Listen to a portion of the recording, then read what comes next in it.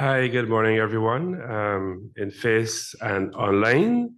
Welcome to this I think it's going to be a very valuable and exceptional occasion where we're looking at anti-money laundering and cybercrime, and we've brought together some of the most talented, experienced folk. I've had a chance to have a conversation, at least one of them already, so I can see we're going to have a very invigorating conference today. The event is organized and run, of course, by CariSec Global Inc. and Mr. Edward Millington. And if you know Edward has been in this space for many years. He's actually recognized as an international authority in the area of cybercrime. He's one of the few people who have actually managed a data center. And we are very privileged that he has worked so tirelessly to organize this event. Plus, he has a passion for seeing how we can really wrestle this issue of cybercrime and money laundering to the ground with continuous education. So with those few words, I would like to introduce Mr. Edward Millington, and he's CEO, President, Chief Ball Washer of CariSec Global Inc. Welcome, Edward.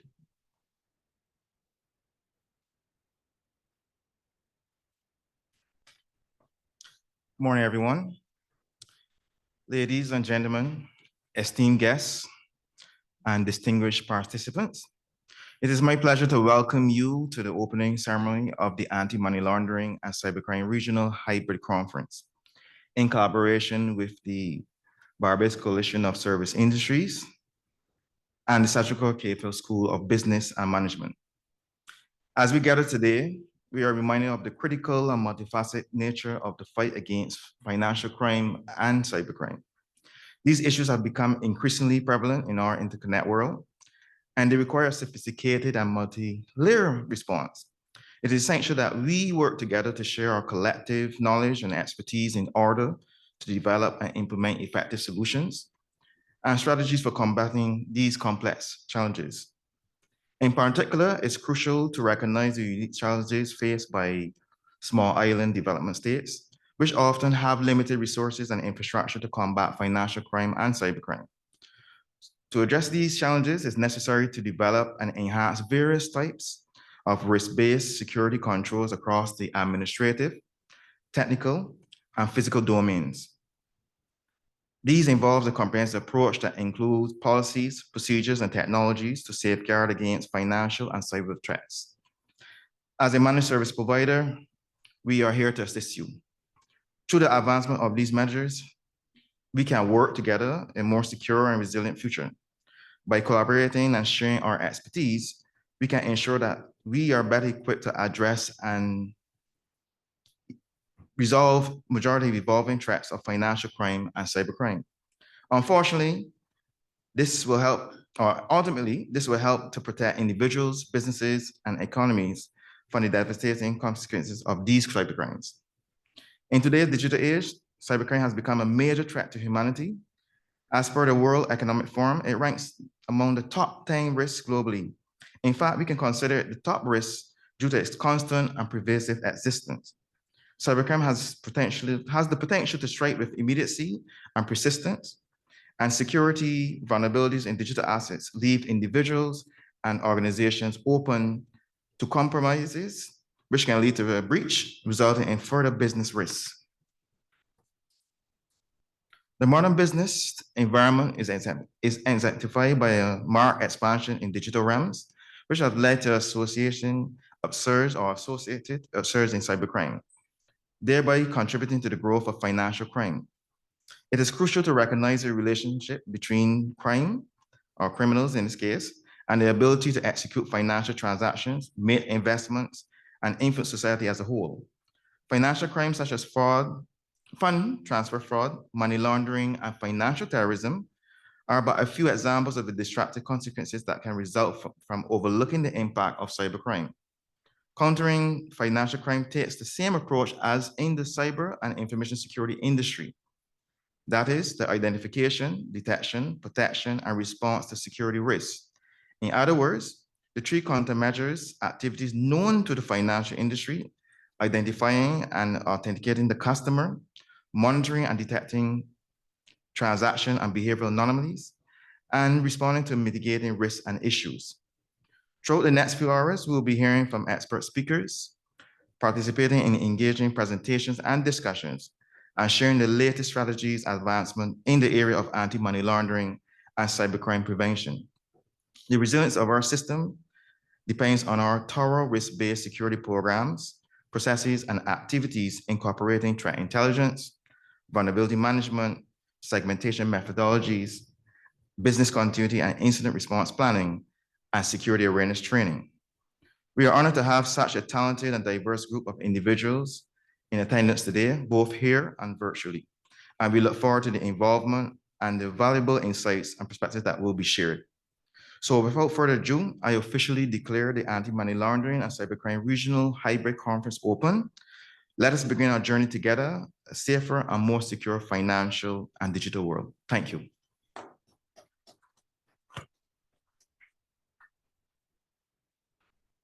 Good morning, Edward, and thank you again for setting the scene for what I trust is going to be a very, very educational and rewarding day.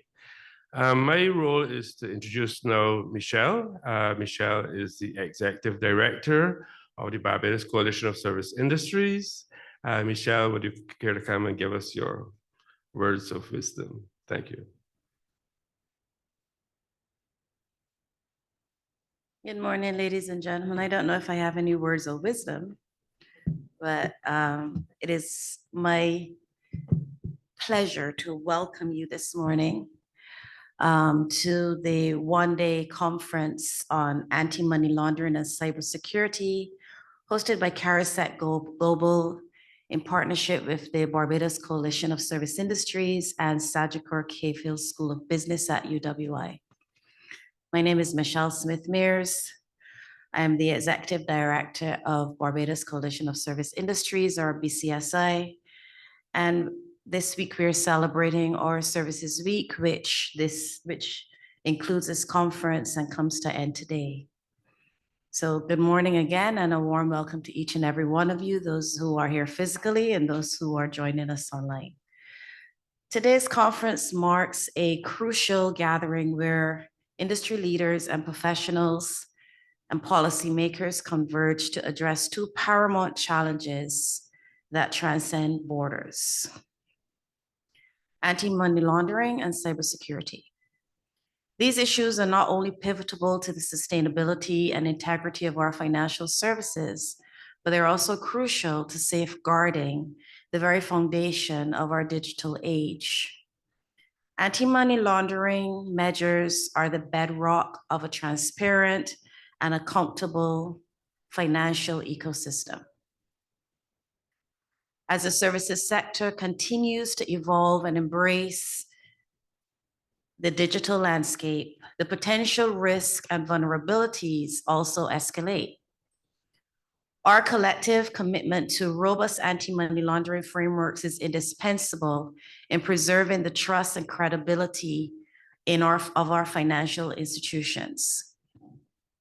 Simultaneously, the ever-growing threat of cyber attacks underscores the imperative for a united front in fortifying our digital defenses. Cybersecurity is not merely a technical concern, but a shared responsibility that extends across industries and sectors. The services sector, with its significant reliance on technology, is particularly susceptible, making our discussions and collaborations today all the more crucial. Throughout the day, we have the privilege of learning from distinguished experts who will share their insights, experiences, and strategies in these realms. Our aim is not to disseminate information, but to foster a collaborative environment where ideas are exchanged and innovative solutions are born.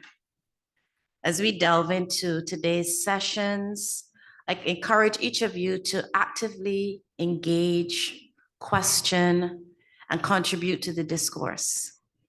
The fight against money laundering and cyber threats demands our collective vigilance and commitment. It requires us to be proactive, adaptive, relentless in our pursuit of a secure and resilient financial landscape. I extend my sincere gratitude to our esteemed speakers, sponsors, and all of you who have taken the time to be part of this significant event. Together, let us pave the way for a more secure, transparent, and resilient future. I thank you, and I wish you all a day filled with fruitful discussion and insights.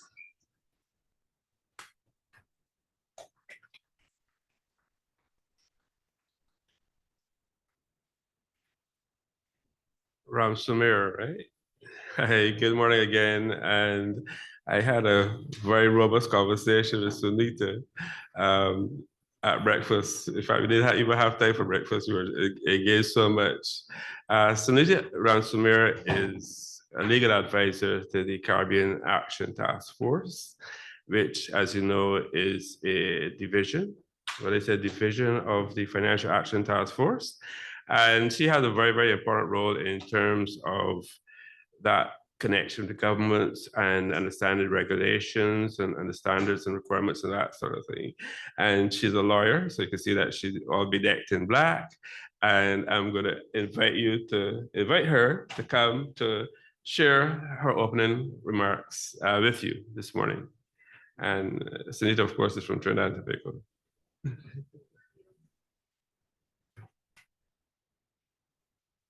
Hi, good morning, everyone. So today I'll be presenting to you all on money laundering and cybercrime. So if we can get that presentation up, that would be great.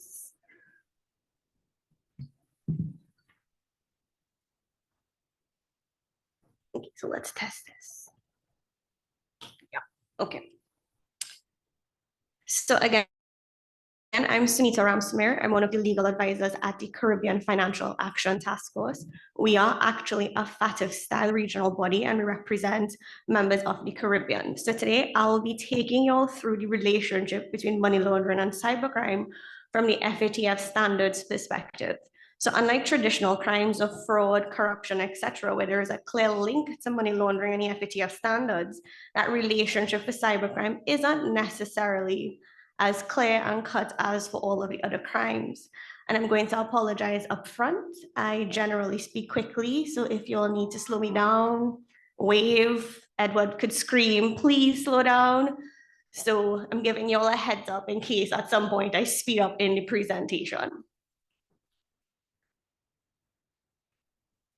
So my presentation will be taking you all through who are we, so who is the CFATF. I'm not too sure how many of you are familiar with the Caribbean Financial Action Task Force.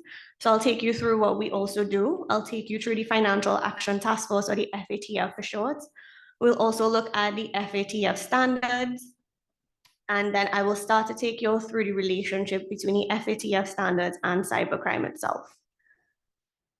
So we look at how the FATF standards itself seeks to prevent money laundering, where does cybercrime fit into the FATF standards, and of course, it'll be remiss of me not to speak about virtual assets of service providers, which were introduced into the recommendations in 2018. I'll wrap up with giving a brief explanation of what happens with non-compliance of the FATF standards. So who are we? So the Caribbean Financial Action Task Force, or CFATF for short, is an organization of 24 member states of the Caribbean Basin, Central and South America. So yes, we do have Venezuela as one of our members, who have all agreed to implement common countermeasures to combat money laundering, terrorist financing, and proliferation financing of weapons of mass destruction. So when we speak about proliferation financing of weapons of mass destruction, we're really speaking about your biological nuclear weapons. So those are WMDs, as we call them for short. But our presentation today will really just be touching on the money laundering aspect and its relation to cybercrime.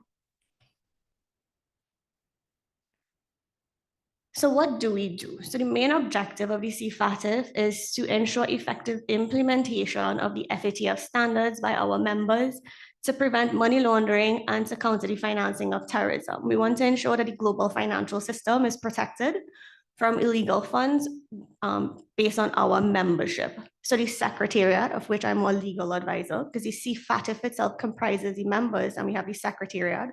So I'm one of the legal advisors, and we were established as a mechanism to ensure the achievement of the objectives of the CFATF itself. So as part of our remit for our membership, we do conduct an ongoing program of mutual evaluations.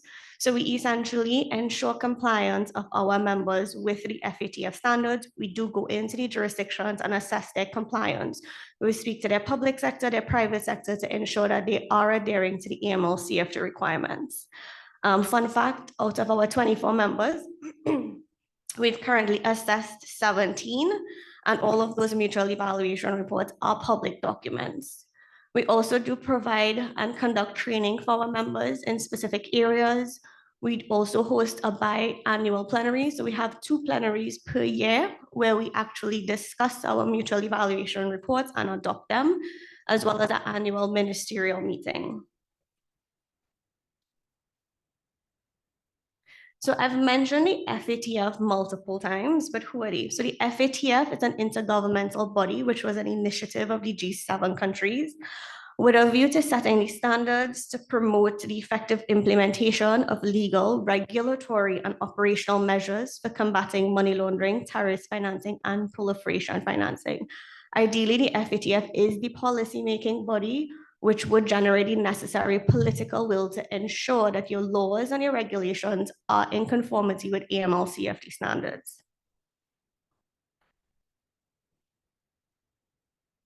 So of the many tangible outputs of the FATF, one of the most significant will be the FATF recommendations, or the 40 recommendations, or the FATF standards, as we would call it for short. So it consists of 40 recommendations, and it's a comprehensive and consistent framework of measures for countries to implement to combat money laundering and terrorist financing.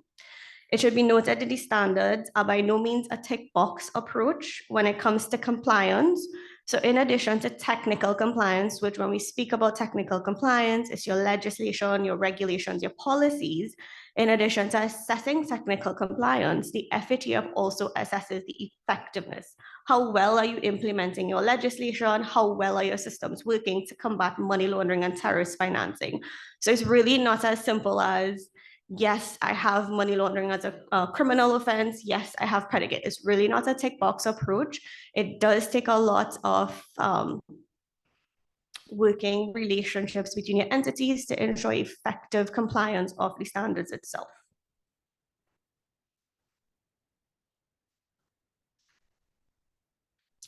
So now that we have an understanding of the policymakers and what we're trying to achieve, let's now have a look at the relationship between the FATF standards and cybercrime. But in order to explain this relationship, I must first explain how the FATF standards itself seek to combat money laundering. So the FATF standards seek to combat money laundering on 3 fronts: through the detection, investigation, and prosecution of your money laundering offenses, through supervision of your financial institution, and as we call them, your designated non-financial businesses and professions, or DNFBPs for short. And I'm going to apologize, in FATF land, we speak in acronyms. I'm sure some of you all who are in compliance, you understand this when we start to talk about your CDD, your KYC, you know, all of those. Yes, I see one head shaking. So yes, we do speak in acronyms. So if anyone needs me to explain what an acronym is, if I do use it without telling you what it is, please stop me. So your DNFBPs are your lawyers, your real estate, your accountants, your casinos. So those are DNFBPs when we speak about those entities. And lastly, we also look at the front of cooperation, because we do understand that money laundering in some instances would be a global crime, especially when you have multiple legal arrangements and legal persons that span multiple jurisdictions, and where assets are in other jurisdictions as well.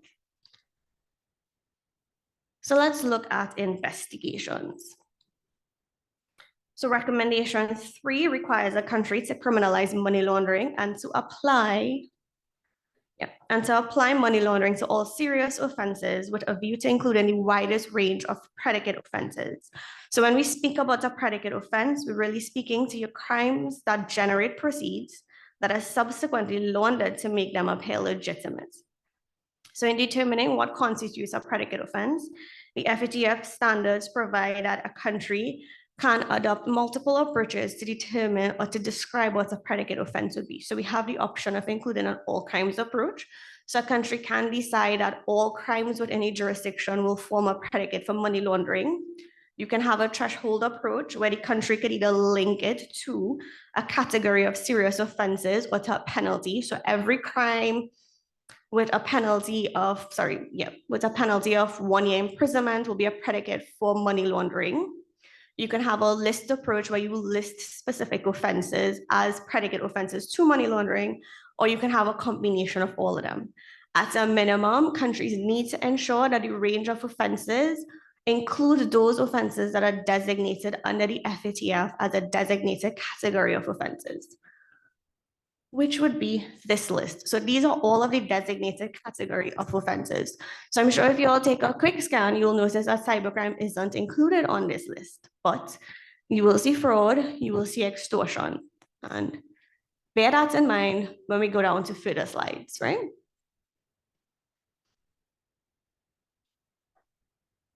So under prosecution, under investigation, we also have recommendation 4 where countries are required to seize and freeze the assets and instrumentalities of used in the commission of money laundering and predicate offenses. So you'll see, you have to also confiscate and seize all of the instrumentalities and assets for predicate offenses. And I'm going to touch more on predicate offenses because that really is the link we're going to use for cybercrime. Also, you now have recommendation 31 that provides for the powers of law enforcement. So recommendation 31 requires that law enforcement have the widest range of investigative techniques at their fingertips to be able to investigate money laundering and predicate offenses. So such techniques could be undercover operations, interception of communication, and accessing computer systems. So the second front we're going to speak of that the FATF has the fight against money laundering would be in relation to supervision. So under supervision, we have multiple recommendations, which essentially says that financial institutions and your DNFBPs must be supervised for AML-CFT compliance to ensure that certain preventive measures, such as your CDD, your record keeping obligations, your reporting of suspicious transaction obligations, targeted financial sanctions, and PEPs or politically exposed persons are all addressed. So those are what we consider to be preventive measures under recommendations 9 to 23. So under supervision, your financial supervisors would ensure that your financial institutions and DNFBPs are applying those measures effectively. And the last front for the FATF would be cooperation, and not just international cooperation, but domestic cooperation as well. So we understand that money laundering is not always confined to one jurisdiction, especially where the money laundering may span multiple jurisdictions across several legal persons and arrangements, where the assets may be in another jurisdiction and parties may be in multiple jurisdictions after that. To that end, the standards provide for countries to have the ability to share information with their counterparts, not just for money laundering investigations, but for predicate offense investigations as well. Of notable exception for the recommendations would be recommendation 36 that speaks to international instruments. So under recommendation 36, there are specific treaties that a jurisdiction must sign on to, and there are treaties that are optional. One of the optional treaties would be the Budapest Convention, which, as we know, is currently only treaty in relation to cybercrime, and it's optional based on these standards.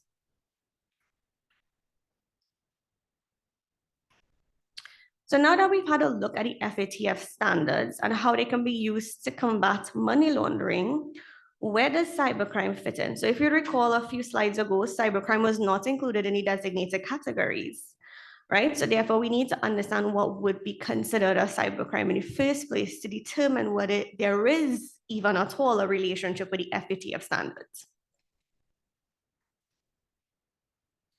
So as it is, there is no universally accepted definition of cybercrime, but the Council of Europe has provided us with certain activities that would constitute a cybercrime where countries opt to accede to the treaty. So you would see it speaks to offenses against the confidentiality, integrity, and availability of computer data and systems. So those would be illegal access, your illegal interception, your hacking, etc. We have computer-related offenses. So for example, computer-related fraud and computer-related forgery. We also have content-related offenses such as child pornography. And the last would be offenses related to the infringement of copyright and related rights. So those would be your copyright breaches. So for me, the easiest distinction has always been offenses against a computer system and data versus computer facilitated offenses. And once you understand that distinction, then it would help in understanding how the FATF standards would apply to certain cybercrimes. So we know at a minimum, the list of predicate offenses from a few slides before. So I'm looking at it from from the list of designated offenses as opposed to an all crimes approach, because if a country does adopt an all crimes approach, the FATF standards would apply to your cybercrime. But from a designated list perspective, you circle to your, well, my left. But the one that says FATF designated category of offenses, and then we have your cybercrimes on the other circle, but where it intercepts is really where the relationship between cybercrime and the FATF would lie, and the FATF from the minimum list of designated offenses. So it lies in the traditional offenses that you can use to prosecute your cyber facilitated crimes. So you would know that fraud is one of the designated offenses. If you have a technologically neutral offense of fraud, you would be able to use that offense to prosecute your cyber-related fraud. So that is the relationship between the FATF standards and your cybercrime. So not all cybercrimes might fall within the FATF designated offenses. Your investigators will have to be really good in being able to find traditional offenses. So for example, especially those with hacking, you really do need to have a specific offense, because the traditional offenses that we have wouldn't necessarily meet all of the elements that you would need for hacking. So that may not necessarily be one of the offenses that would fall under the FATF designated category. But of course, if a jurisdiction decides to have an all crimes approach, the FATF standards would equally apply. But in this case, at a minimum, it's really more looking at the traditional offenses that you can use that are based on the designated category of offenses that you can fit a cybercrime into.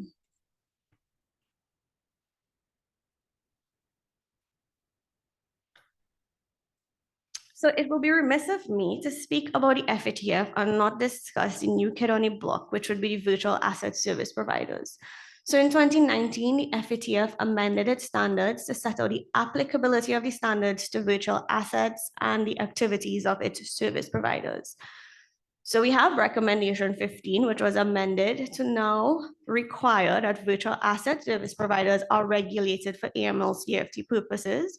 So that means they must either be licensed or registered. A country must know who the virtual asset service providers are who are operating within their jurisdiction, and then take measures to either license or register them. And they should also be subject to effective systems for monitoring and ensuring compliance with the relevant measures.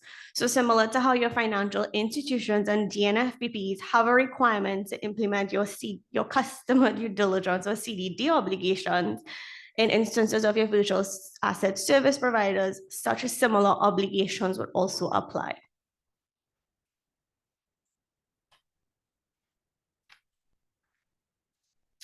So we've heard about the FATF standards. I've touched on some of the requirements, and I've also highlighted that the countries are assessed against the standards.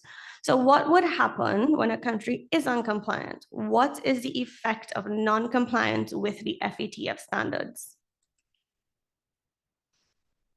So after a country is assessed, as I stated, there is a mutual evaluation report that is prepared, which would provide ratings for a country in relation to technical compliance and effectiveness. So based on the results of the report, a country at the CFATF level could enter into either a regular follow-up or an enhanced follow-up. And when we speak about the follow-up process, that's really how often the jurisdiction will report back to the CFATF on how well it's been addressing the deficiencies identified in the reports. So at our enhanced follow-up, those reporting intervals are much more frequent than you will have for your regular follow-up. CFATF also has the opportunity, well, the ability, not opportunity, but the ability to issue public statements, but those generally come much later on in the process as the jurisdiction is given the opportunity to address any of the deficiencies. It's only where the jurisdiction hasn't shown sufficient progress after multiple follow-up reports, then the CFATF can choose to issue a public statement. We have not done that in a while, at least for our 4th round mutual evaluations. So simultaneous to the CFATF process, you also have the Financial Action Task Force, so the FATF International Cooperation Review Group, or the FATF ICRG. So a country can also enter the FATF ICRG based on the results of the MER, and this will be a simultaneous process with CFATF. So once a country enters into CFATF ICRG, if they meet the pressurization criteria, that country will be monitored. That country will be considered as in active monitoring.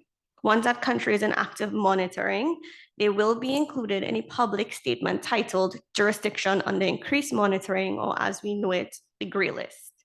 If a jurisdiction does not address all of the issues identified in the active monitoring, the FATF can opt to increase their status in a public statement and now bring the jurisdiction under the high-risk jurisdictions subject to a call for action or the blacklist, wherein we know your FIs and DNFUPs and countries now would have to take countermeasures against those jurisdictions on the blacklist. So I think we can all agree that the implication of non-compliance has very far-reaching and possibly devastating effects to a country's economy. So it's always important to ensure that there is compliance with the AML-CFT standards set by your respective jurisdictions. So thank you very much for having me today, and I'll be happy to answer any questions either now or during the course of today. Should I just wait here? Does anyone have any questions? I know it's a lot to digest. I know I gave a lot of acronyms. I may have lost a few persons here and there. The travel rule under recommendation.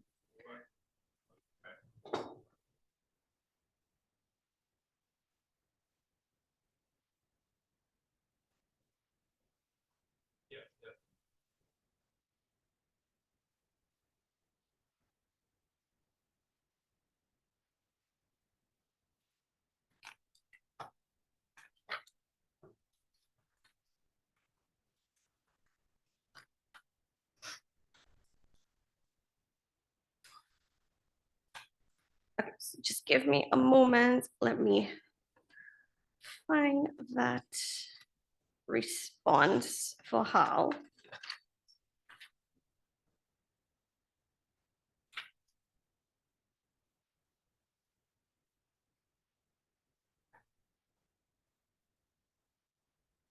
So how can I ask that I come back to giving you a response for this? Because I do need to look at a different document to get the response. So maybe at the end of all of the presentations, I'll just come back in to speak about the travel rule, because when it comes to virtual asset service providers, it's a bit different and has caused some issues for the FATF. So let me just clarify that in another document and I'll get back to you. But I do see a next question, yes. Yeah.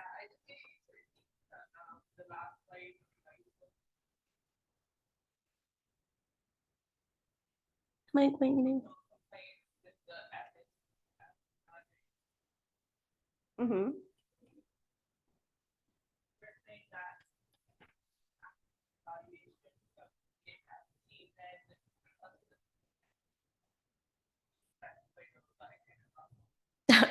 No problem.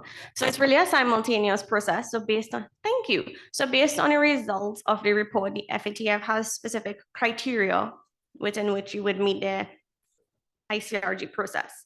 So the first entry into the FATF ICRG would be based on your mutual evaluation result. So based on your mutual evaluation result, you are put into what we call the FATF ICRG pool. In that pool, you have a 1-year observation period. In addition to being now included in the pool, if you meet the prioritization criteria, which is $5 billion in broad money, you are going to be considered for active monitoring. So we will check your prioritization criteria at the beginning of your entry into the pool, and then at the 1 year observation, the end of your 1 year observation, we will then look at your prioritization criteria. If you still meet that 5 billion, where you meet that 5 billion at the end of your observation period, an action plan will be drafted that the jurisdiction will have to now address during specific time periods. So the action plan would provide for the action, and then it will provide for the time frame by which that action must be remedied. If the jurisdiction does not remedy their actions within a certain time, the FATF has the option to increase your public statements. So for the most fact, jurisdictions will start off in your increased monitoring, and only where you have genuinely not complied with most, if not all, of your recommended actions, then you will be included in your blacklist. And I know that was a lot more information that I provided than in that slide, but I felt it was important based on the question that you asked. So I hope that clarified how the list works. Sure. Any other questions? There's 2 questions from virtual participants.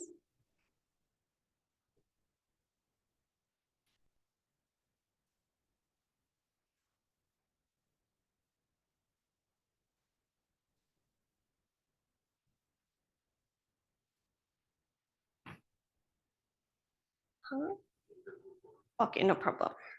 I can always just get those questions after and try to provide a response in the chat. Thanks, Sunita. Very rich presentation. I'd just like to advise you that presentations will be made available to everyone after the event. Next up is Mr. Dale Joseph, and Dale Joseph is with the CariCom Impacts, and his role he's a criminal policy specialist. So Dale Joseph is up next. Good day, everyone. My name is Dale Joseph. I am the Cybercrime policy specialist at CariCom Impacts. I must say it's an absolute pleasure to be part of this event, which speaks about cybercrime and anti-money laundering. I must thank Mr. Millington for extending invites to CariCom Impacts. I also bring greetings on behalf of the Executive Director, CariCom Impacts, Lieutenant Colonel Michael Jones, who wishes the gathering here well and wishes that we have a very successful event. So to begin my presentation, I would first like to speak who we are at CariCom Impacts. CariCom Impacts was established by the 27th Meetings of Heads of Government Conference in July 2006 with Roxanne Kitts and Nevis, and it was formed to be the Caribbean community's new arm for anti-crime and security initiatives within our CariCom member states. Now, CariCom Impacts has 3 main components, one being the headquarters, which are located in Trinidad and Tobago, Port of Spain, and the headquarters is responsible for strategic oversight of CariCom's crime and security initiatives. Also, its headquarters is responsible for execution of projects that all bolster crime and security initiatives within the region. Additionally, the another component is the Regional Intelligence Fusion Center, which is also located in Port of Spain, Trinidad. And this center deals with generating the intelligence products of the Caribbean community that advances crime and security in our member states. Thirdly, we have the Joint Regional Communication Center, which is located in Barbados. And this center is primarily responsible for border security and responsible for maintaining security for persons, that is passengers and cargo, land, sea, and air throughout all 15 CariCom member states. Now, what I would like to first speak about today is some of the trends we have observed in the Caribbean as it relates to cyber crimes and cybersecurity incidents. Now, this information I'm about to share with the group came from our regional cybersecurity communities and our regional law enforcement agencies. And I'll speak from 2022 and I'll get further into 2023. So in 2022, we had a number of mobile malware reports where persons' mobile devices were compromised by malicious applications, which allowed the devices to malfunction or not work in the way that they were manufactured to work. The mobile malware also created what we'd coin backdoors to allow criminals entry into these mobile devices, targeting personal information and financial information in some instances. We also had phishing attacks. Phishing attacks is where a link is sent and the users click on the link, and when the link is accessed, they are redirected to a fake website at times, and the fake website would now ask for your identifiable information, financial information, and once it's completed or populated, the criminals can now use that information to steal funds. Another way that phishing works, by clicking on a phishing link, it also could open up a backdoor for criminals to monitor communications on devices as well. So these are some of the things that we observed in the region from a phishing standpoint. Digital blackmail. Now, this speaks particularly to some of the activities we observed during the COVID-19 pandemic. So during the COVID-19 pandemic, because of the lockdown protocols, we saw a lot of persons were using social media more and more and using online platforms more and more to share and exchange personal information. And when this information was shared, sometimes criminals would ask for money for it not to be disclosed or posted on the internet. And victims would pay out sums so that their information could remain private. Then we get into ransomware. So we have and continue to have quite a bit of ransomware incidents within the region. And ransomware is where victims' devices and networks are compromised by cyber criminals, and their files and data are encrypted, and they are presented with a screen asking them to make payments, the majority of the time in cryptocurrency.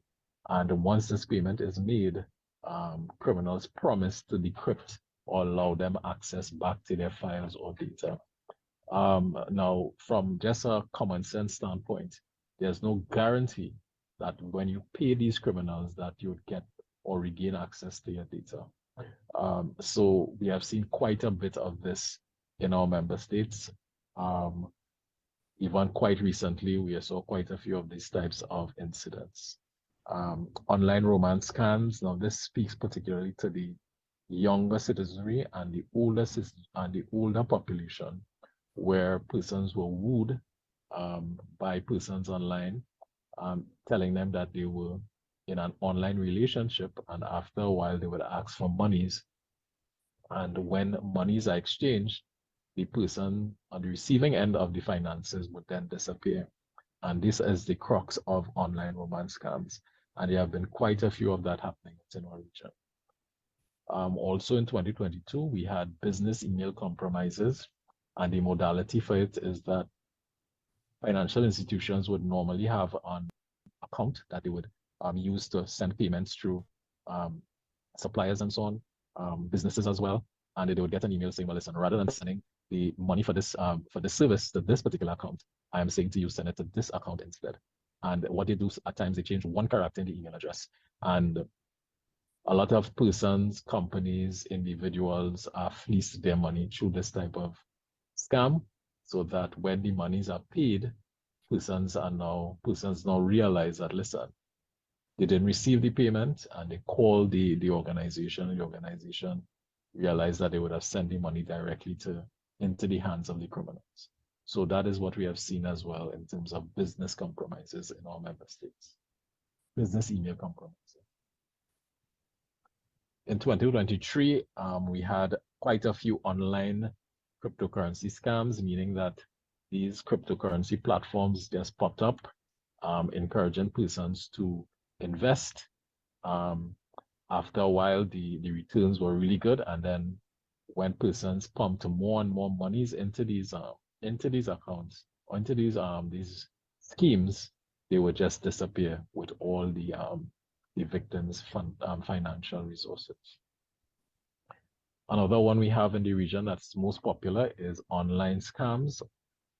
In terms of online scams, it's called pig butchering, and pig butchering speaks to someone befriending you online, reaching out to you, pretending to be your friend, and encouraging you to invest in an online investment scheme.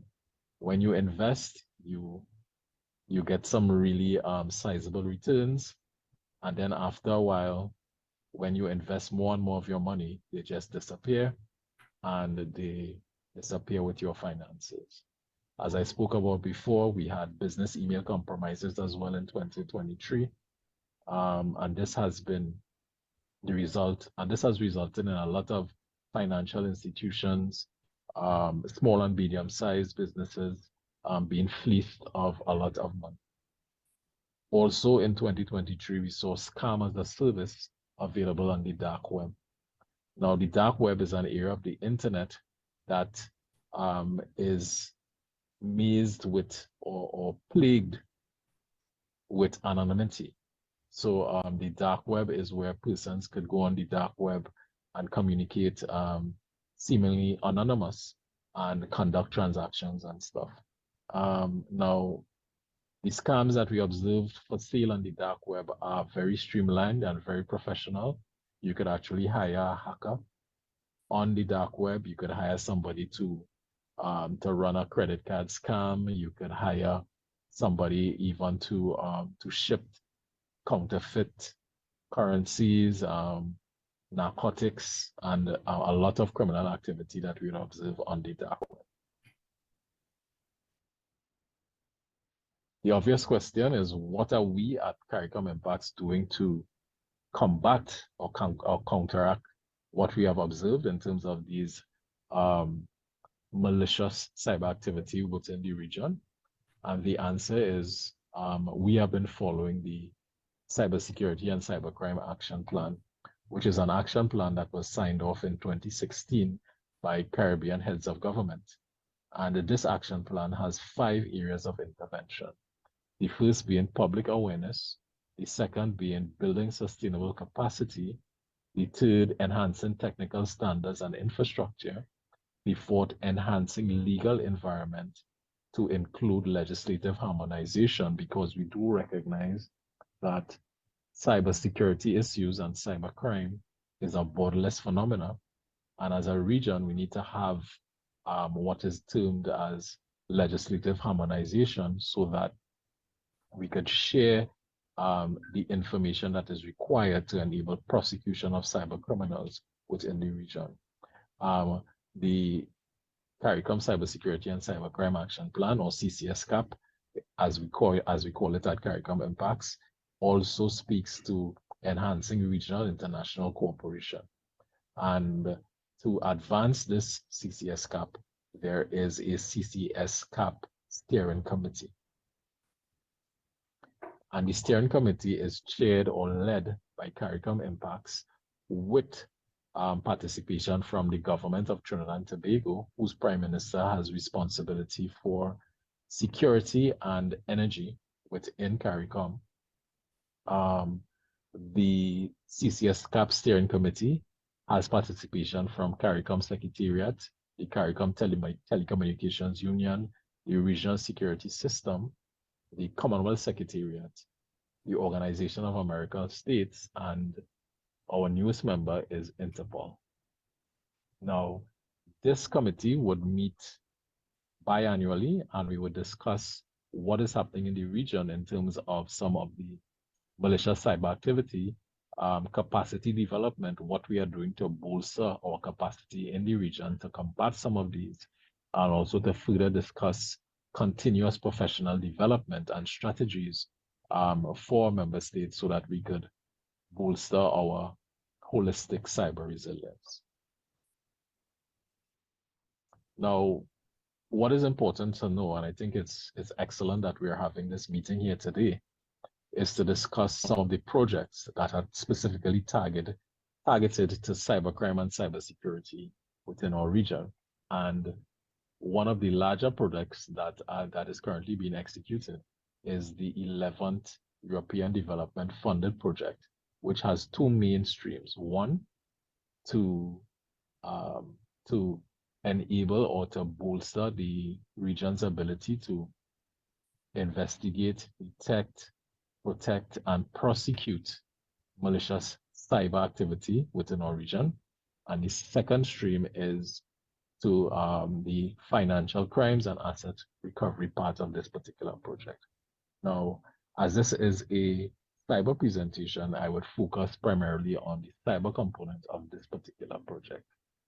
Now, the cyber component of this project began in 2019, and the 5 areas of this project would be firstly to provide technical assistance to member states as it relates to cybersecurity and cybercrime investigations and prosecutions, to enable capacity building for law enforcement, judiciary professionals, and those tasked with cybersecurity at a national level to include national cybersecurity incident response teams. The project also targets sensitization in each CariCom member state. So thus far, we have gone to 9 CariCom member states to speak to high-level government officials, key operational stakeholders, and sectors of society to all speak about what we are seeing in the region in terms of malicious cyber activity, methodologies to be safe while using technology, and also the importance of political champions to drive these initiatives going forward so that we can have sustainability in our cyber resilience for CariCom member states individually and holistically. The project also speaks to improve cooperation. And one of the main things, one of the major deliverables, or what we call a big ticket item for this project, is the development of a digital forensic management platform, which is a coordination tool that is going to be launched to allow us as a region to bolster our cyber resilience and to have a coordinated response to cyber incidents once they happen within our region. The project also speaks to cybercrime training for our analysts at the Regional Intelligence Fusion Center. And this is critical because we are now infusing cyber data sets into the intelligence products, which will actually lead to more information about malicious cyber activity being shared among our national intelligence points of contact, thereby bolstering our ability to respond to cyber incidents and be proactive against any malicious activity using technology in our region. Another part of this project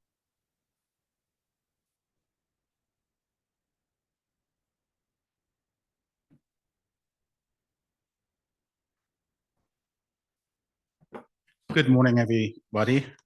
I just want to apologize, we're running a little bit late, so we need to reduce that video so we can proceed with the other presentations in this section. Please note that the video will be shared with you as with all the presentations this morning. And by the way, just let me apologize, I'm not meaning to be unmarried, but my name is Charles Walton, and I'll be your host for the most of the program going forward.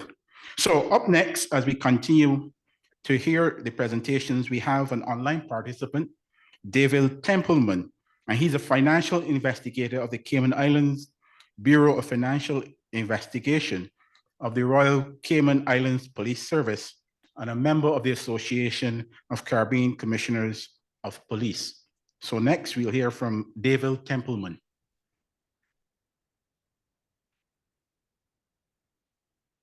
Hello, hopefully everybody else can hear me in the room.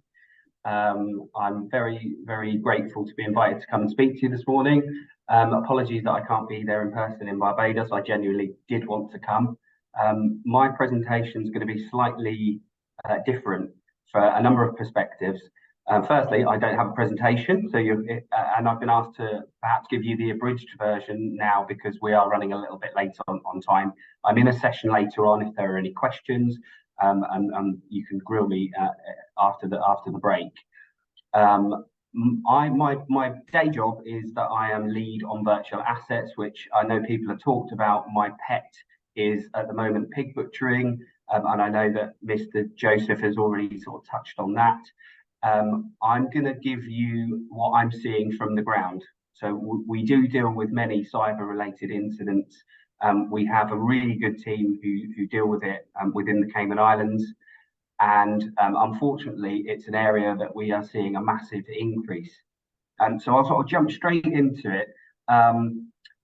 We're no longer dealing with unsophisticated cyber criminals casting out thousands of poorly worded emails. We're looking at very targeted, well-researched, well-funded state actors and organised crime groups. So the pig butchering side of thing is essentially a Southeast Asian problem run by enormous, well-run, politically exposed groups. The state actors, they are very motivated. They're seeking rewards on an industrial scale, and they're prepared to put the work in. They are very patient, and they're not looking for the quick hits. They're looking for the huge amounts of money, either through extortion, blackmail, account compromise, business email compromise, ransomware. They will put the time in. I'm not going to touch upon the different things that we're seeing in the islands. I think the other speakers have kind of already mentioned those things sufficiently. I want to touch on two areas particular. One is that I think that businesses are under-reporting cyber attacks and cybercrime at least within our local jurisdiction. And then I want to touch a little bit on the social engineering side, which is something that we are seeing become more prevalent. So firstly, on the under-reporting side, we suspect that we are only seeing a small fraction of the instances of cybercrime that are actually occurring to the financial industry here and all the other businesses that are domiciled within the Cayman Islands. We suspect that it is due to the firm's attempts to protect their reputation and give their customers confidence that they're doing the right things and the right protections with respect to cybersecurity are in place. We suspect also that they do have a strategy as a response to cybercrime, but perhaps they're not investing sufficient amounts of money and updating it, because this is an evolving threat area and new crime types and new threats come every day, and you kind of need to keep up with it. Just like your McAfee virus scan needs to be updated and paid for, it's the same when you're protecting a commercial business. You need to spend money, unfortunately. So I think the underreporting of businesses, it sort of mirrors what we saw in the US and in Europe many years ago. Now that picture has come on a little bit, sometimes through the introduction of legislation like the Cyber Incident Reporting Act, which makes it required for certain business areas to report. That gives somebody like me and my colleagues in cybercrime here the intelligence and the information to see what's actually happening currently. At the moment, we are not getting that. So in many jurisdictions, there's no legal requirement to actually report cybercrime. And why would you damage your reputation by making it public that you've been subject to an attack? We are, as island nations, small island nations, we are very used to, both as a company and as an individual, we're very used to dealing with people at distance. And so I think we're actually more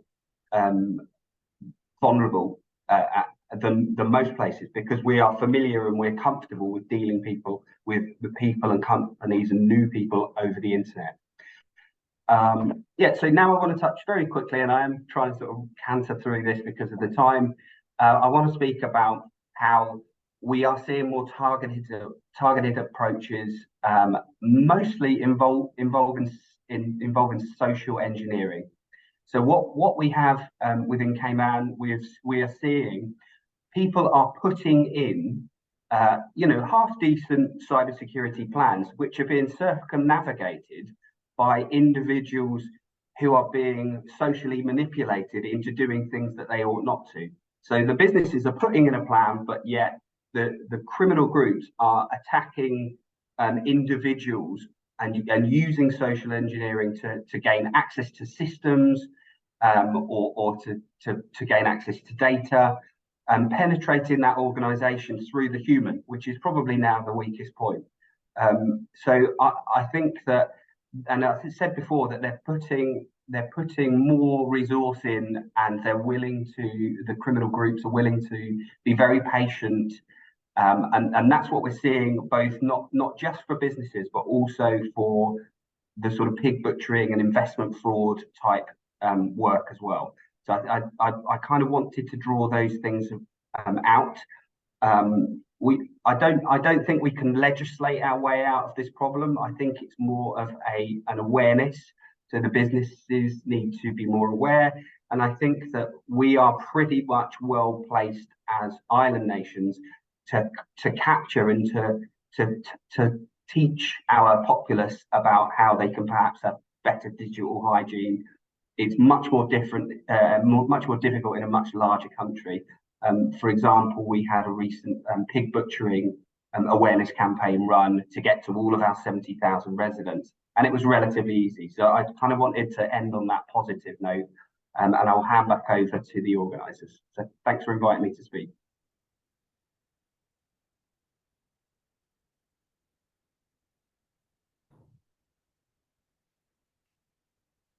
Okay, thank you very much, David. We'll continue with the next speaker, and this is another online participant, and his name is Jerry Kennedy, and he is CEO of Observatory Strategic Management, Inc. And Jerry will just take you through his presentation at this point. Can everybody see me? Hello? Okay, I can hear myself. That's good. Hello, everyone. My name is Jerry Kennedy. My mom calls me Gerald Kennedy. If you do that, my hair, what's left of it, will stand up on the back of my neck. So call me Jerry, please. David Templeman did a great job presenting one thing I'm going to cover today. I'm going to share my screen. So I'm going to figure out this technology. Bear with me. Here we go.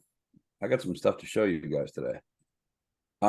First of all, thank you to all of you at CariSec. Edward, this has been long in the coming. So my name is Gerald Kennedy. I'm the CEO of Observatory Strategic Management. 35 years in the insurance world. We're kind of busy changing coverage outcomes. Spent 35 years in the underwriting and broker capacity, and I kind of grew to not like what I was seeing. We have been in the cyber realm of insurance for almost 20-something years. You're looking at one of the guys that sold one of the very first cyber insurance policies, and it goes back to that time when, if you all remember, it goes back to Y2K. If you think about it, that was coming up on 26 years ago, and we were really getting it done back then. But somewhere between 1997 and now, the insurance industry, I think we've had a traumatic brain injury and forgot how to do this. So a lot has evolved since then. And today I'm going to speak about something we call the digital kraken.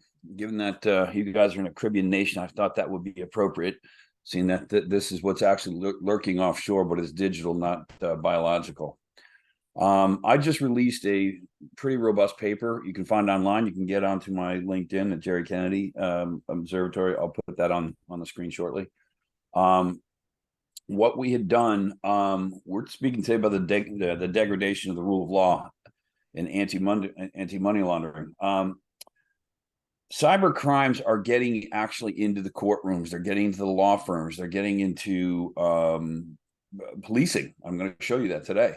It all is not as it seems, and the sophistication of the criminals is mind-boggling. They're being run as businesses. They're talking to each other, and it's a major challenge for the anti-money laundering thing, because when you have your evidence and you go at great lengths to get it, and you lose control of the chain of evidence, good luck getting into court with it. And if you don't think they don't know it, they do.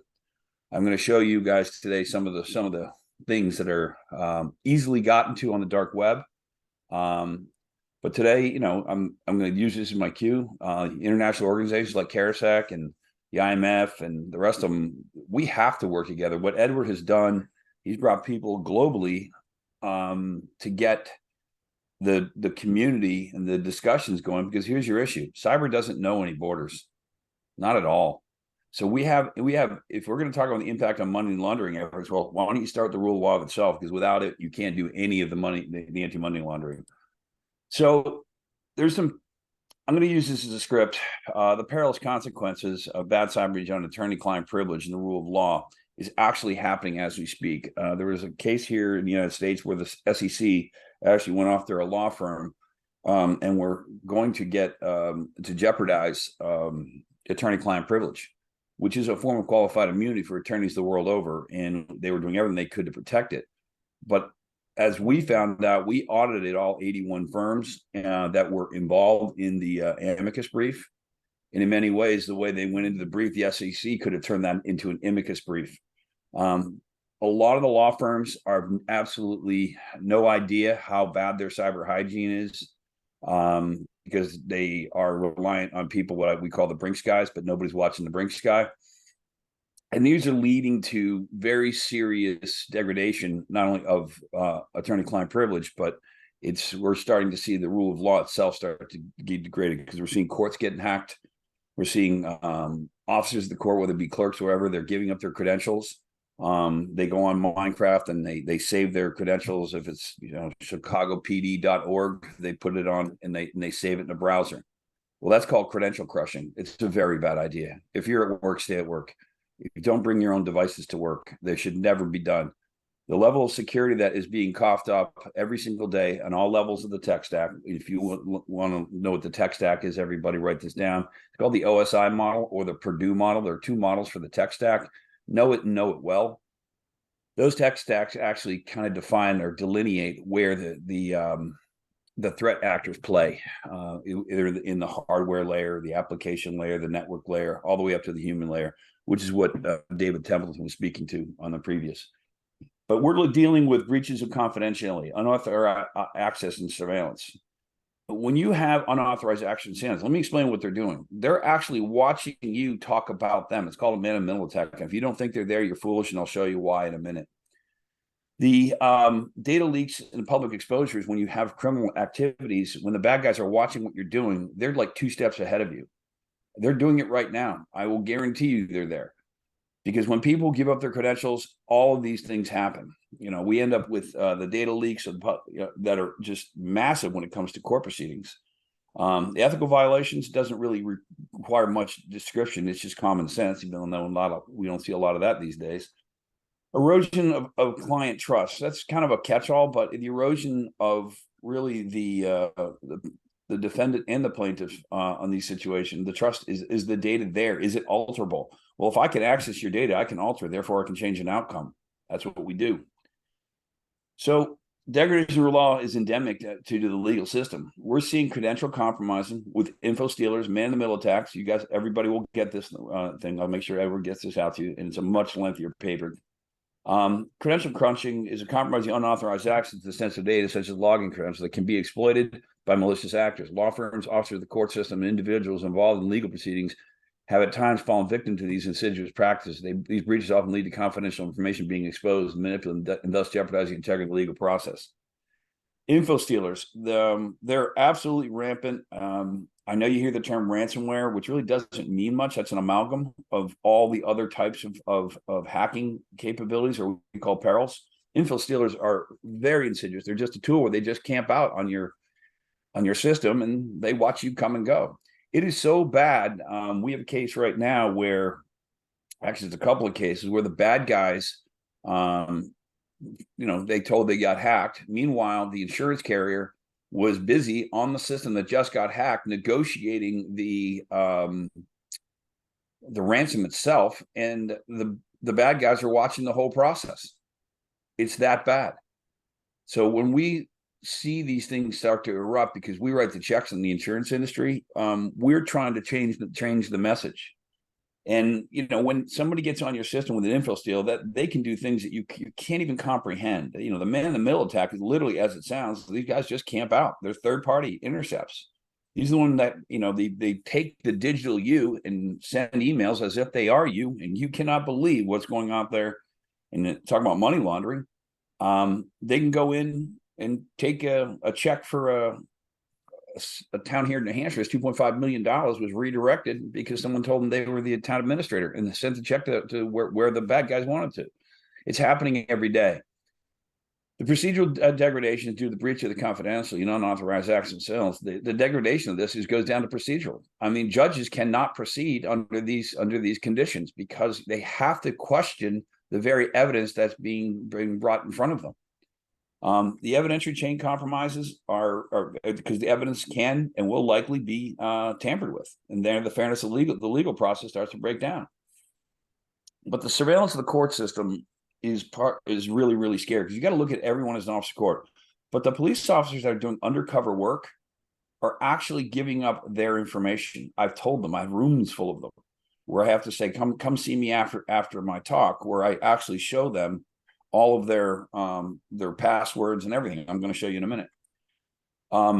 So I'm trying to keep this tight, but it's probably one of the most important things you're going to hear about me, because when you have poor cyber hygiene, you're not doing your public role. You're not doing your job. So what we do is we go out, we meet the Brinks guy that you hired, and we watch him. We watch your staff. We go out and look out over your shoulder and say, hey, this is what we found. Let me just show you guys a real quick. I redacted who these is so you can't see who it is, but these are real people giving up their credentials. As we say, who's watching the Brinks guy? We do it through insurance. These are real people. These are their passwords, everybody. I redacted them so we couldn't do anything. But if you saw what a password can do, it is so telling about you. Do not put your dog down. Don't put the name of your kid. Don't do your favorite, hobby. I can find out more about people on their password. It's absolutely incredible what we're finding. So when people give up their credentials, they're giving away the store. If you can imagine a private investigator, an undercover police officer who's talking to his person or her person that's a safe person via what he thinks is a secure email. Meanwhile, they've gone onto the Outlook system, and every time you mention the bad guy's name, they get an email. It's actually happening. Let me show you the scale of. I'm going to stop sharing this. I'm going to share something else here. For you lawyers in the room, I've redacted the law firms here for their purposes, but we went out and searched the old-fashioned way, I should say. Yeah, this will work. Can everybody see that? In column A is the name of the firms, but I'm going to show you the sheer actual events that are happening right now. These are law firms with head counts, and the total, there's 13 law firms here, and this list goes on. With 34,000 equity partners. Well, that's what we call the digital premises. These people here, they own the store. Their names are on the shingle. They're personally responsible, because the equity partners are the ones that hold it. They also own the digital premises. They're not minding the store. So when attorney-client privileges are, oh, you can't see? Hang on, Edward. Oh, sorry. How's that, Edward? Is that better? You can see this? Just text me, Edward. So what you're seeing here is the revenue of 13 law firms. I've redacted the name of the firms, everybody. And each one of these firms is being compromised at scale that is just mind-boggling. So we have this many compromised accounts because we can go out to the web and actually see over time how many times you've been compromised. Very often I go to the meetings and I ask how many people in this room have been compromised, and I cannot tell you in a room full of 300 how few hands go up. Our job is to call bullshit. This is what we do. So we have to underwrite these law firms who, and provide cyber coverage for them. And then they say, have you had any known losses? And they tick the box no. Well, we know that's not true. Come on, give it up. So one of the main things that David Templeton actually spoke about was reporting. Nobody's reporting. All of you regulatory people in the audience and online, you've got to get behind this. We are working with the European Risk Policy Institute right now. We're asking for 201 days of amnesty. It would be a reporting period for everybody to not be liable to the legal liabilities, but just report. When they start reporting these events, and I can tell you every single one of these law firms has had events, because the data that we have goes over 20 years. So what we're purporting, and Edward and I have talked about a lot, is that globally we'd like to get on a policy level 201 days of reporting to basically say this is everything we know about it.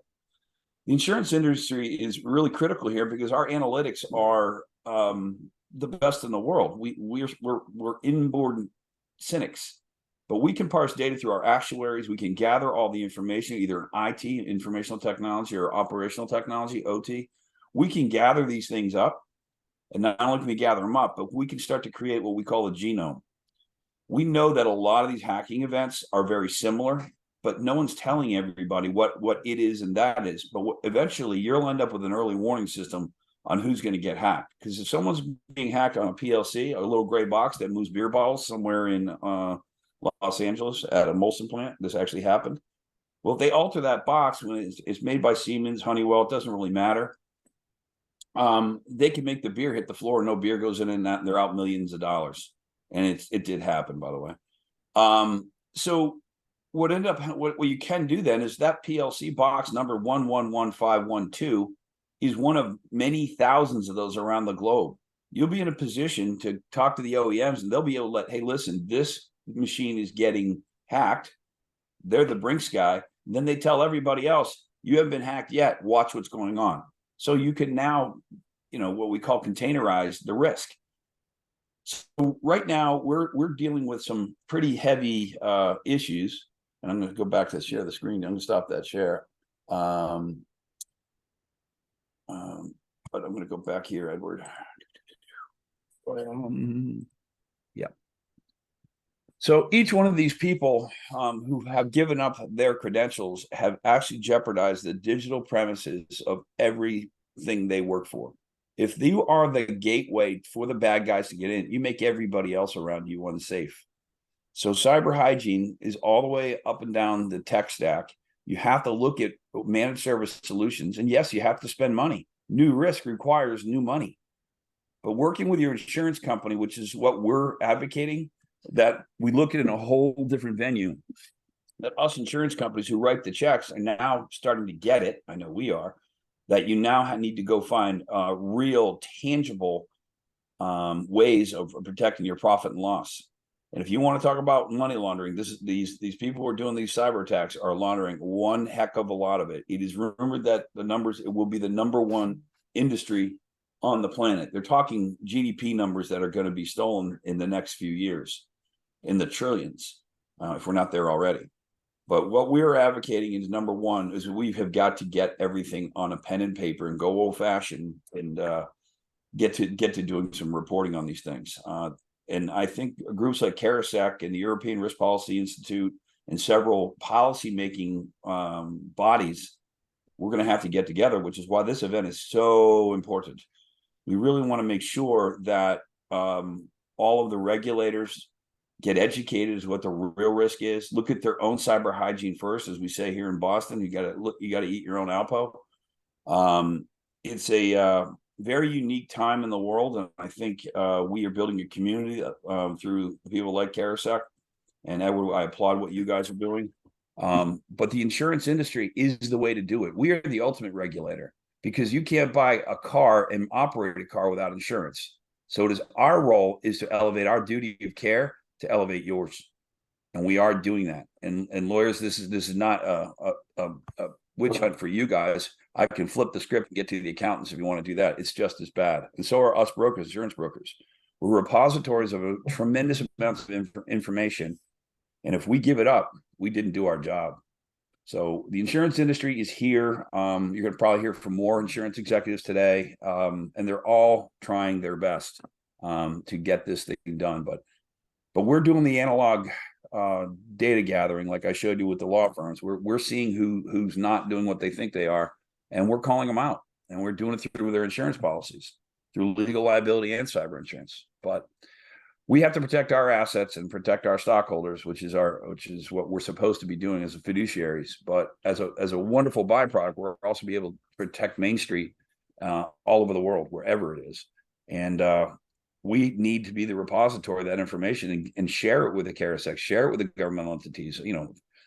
I love the fact that the Caribbean nations are gathering together because you're more manageable. It's a flatter organization than these large countries like the States. Everything gets lost in the shuffle. So anyone that needs anything to get back to us, our capabilities are ridiculous. We can show you first how bad you are, but obviously we can get you to cyber maturity very quickly through our insurance processes and products. I'm not going to sit here and pitch what we're doing because that's not what Edward wanted me to do, but I have plenty of time for questions. If anybody wants to get that anything, I can talk to you. So I'll leave it up to you guys.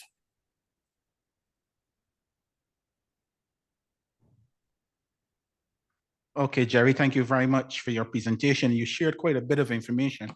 And I think Well, you only gave me so much time.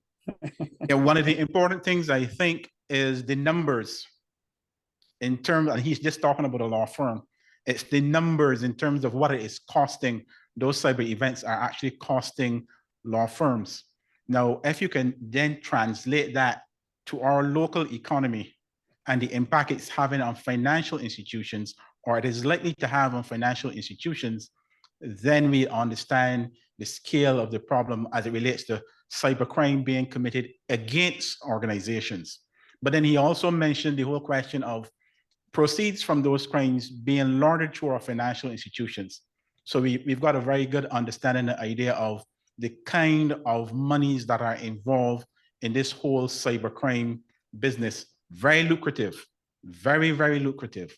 And so we just want to take note also of a number of the events or attacks that they mentioned, because we are going to come back and discuss those in the next section as we talk about cybercrime and the cybercrime panel discussion. Good morning, everybody, once again, and welcome back as we continue our discussions. And we'll be focusing at this point on cybercrime, artificial intelligence, and offensive security. We'll be examining the evolution of cybercrime and its growing risk to business, AI, both sides of the fence, that's artificial intelligence, offensive securities, where we encourage you to know your risks before others do. And as part of our panel discussion this morning, we have rejoining us is David Templeman from the Cayman Islands Bureau of Financial Investigations. We have also another online participant, Eric Fromm, and he's the Manager North America of Security Solution Engineering from TrustWave. To my right is Salem Hope, and to my left is Edward Millington. So just to kind of like set the context for this discussion this morning, we know that just recently at the 61st biannual meeting of the CARICOM Central Bank Governors, cybercrime and cybersecurity was one of the big topics of discussion. Mm-hmm. And only yesterday in the Nation News, we saw an article that spoke to the fact that the Financial Services Commission and the Central Bank have named cybercrime and cybersecurity as one of the main things that the financial institutions need to be concerned about. In fact, the article did go on to say that the cybercrime is a very big risk to the whole banking industry and by extension, the economy of Barbados. So what we're seeing now is the realization of how impactful cybercrime can be to even our economy. And so it's against that background that we want to discuss this whole question of first, the evolution of cybercrime and its growing risk to business. So I'll invite each of our panelists to give us a 2-minute opening statement on each particular topic. And David, I'm going to invite you to go first to speak on the topic of the evolution of cybercrime and its growing risk to businesses. Thank you very much for giving me the opportunity to speak. I think I've mentioned earlier that we're seeing a definite uptick in the social engineering part. So whereas businesses may have a decent operational strategy to defend against these sorts of crimes, actually it's being bypassed by humans and the vulnerabilities that come when somebody thinks they're sort of talking to somebody who they are not. I think in the Cayman Islands, it's fair to say that businesses are still in a position where they're thinking, oh, it won't happen to us, because it's not being reported quite as openly as perhaps it should. I think businesses they're not realizing the risk involved and perhaps not contributing and investing the time and resource into protecting against it, and that they might. I think also businesses seem to be increasingly proficient at ensuring that their data can be backed up if it is stolen or removed. However, I'm not sure that offensive security is being invested in the same level. I think that that companies they're perhaps then businesses are good at getting their data back up and running, but they're not combating it quite as well as they should. Okay, thank you very much, David. I'll go next to Eric, and you can give me your opening statements on the evolution of crime and the growing risks to business. Yeah, I look back, even 10, 15 years ago, what we saw, right? This was all about viruses that were coming in, and these threat actors were basically, there's trying to get that notoriety around them stealing the information. And I look at how things have evolved over the last 15 years, right?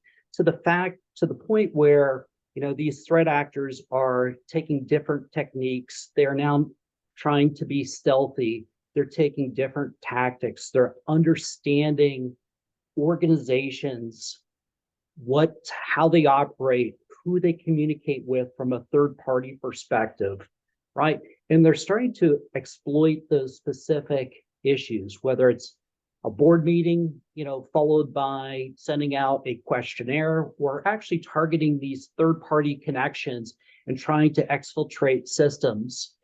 These things did not happen 10 or 15 years ago. But now with the advent of AI and ChatGPT and some of these new techniques, again, they're evolving as well. And these are where organizations are starting to embrace AI, but we're really in the infancy of that. But just know that these threat actors are doing this today, and we're seeing this with the different types of attacks that we're tracking today. Thank you. Thank you very much.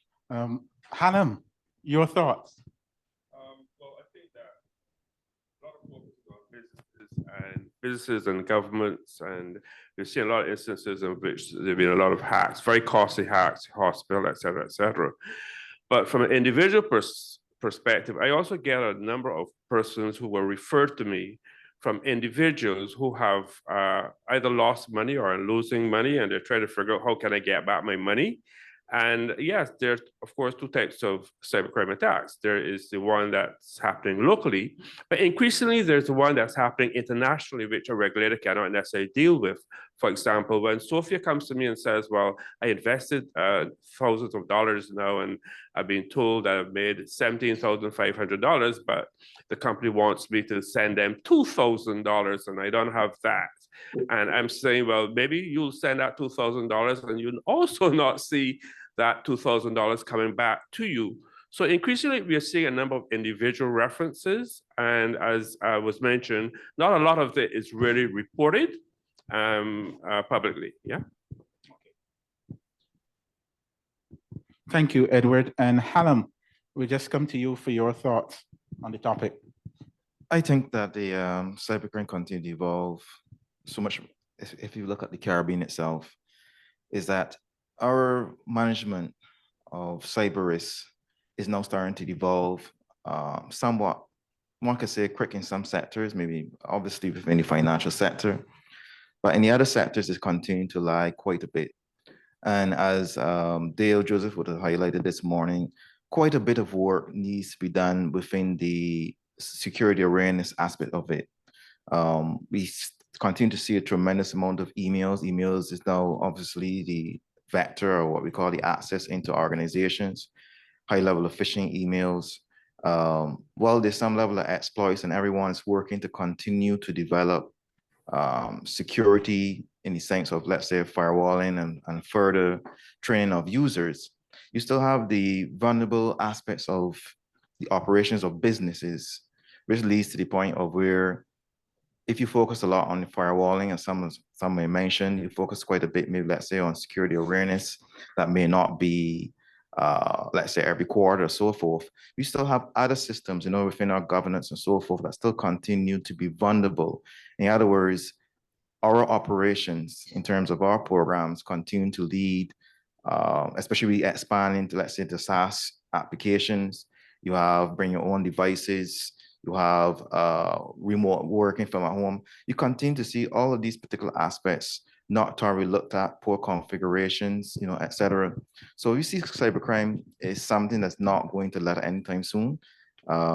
Businesses continue to expand within the digital landscape. Is the aim to be competitive as much as possible, therefore leading to, further cyber threats and further attacks on organizations. All right, thank you. I just want to ask this question related to what we're talking about. Do businesses really understand the risk, the cyber risk, and are they using that knowledge to effectively address those cyber risks? Eric, I would just invite you to go first on that particular one. I think they understand it to a certain degree, right? But again, these risks are changing daily. And what I'm saying is basically they're not keeping up with the latest risks and threats that are out there, right? So from a social engineering perspective, I know we've been talking a lot about that. They're leveraging different techniques, and the businesses are not keeping up with these techniques. And I think, at the end of the day, there's a lot of user education, end user education that needs to be built into an organization's security training program. That's something that we're still seeing a gap in as well. David, I'll ask this question of you relative to that particular point.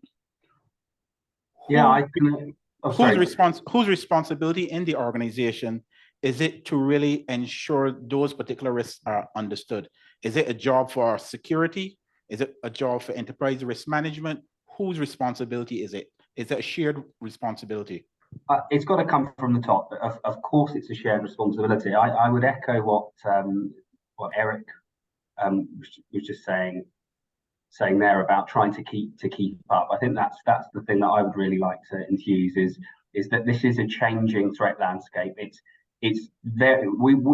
And I think in the next coming months and years, this will evolve in who knows what direction, and companies are going to need to work really hard and invest lots of time and energy from the top to keep up with the threats that are coming at them. Sorry, Edward, what are your thoughts on that? I think risk management continue, especially when it comes to cyber, is slowly developing. Some sectors have it, especially in the finance sector where we have quite a bit here today.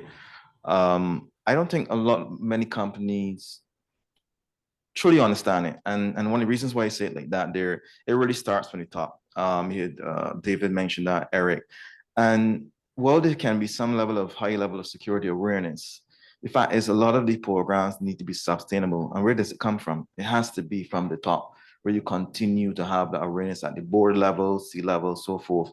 So while you might start, let's say, a cyber risk program today, there's no full capability to say that it's sustainable within the next 6 months, within a year or so forth. So you tend to find that after, let's say, maybe going a year, there's a possibility where that program becomes very stagnant. And cybersecurity or security in general, which is really at the governance level, is something that needs to be dynamic, not static. Cyber attacks operates on vulnerabilities.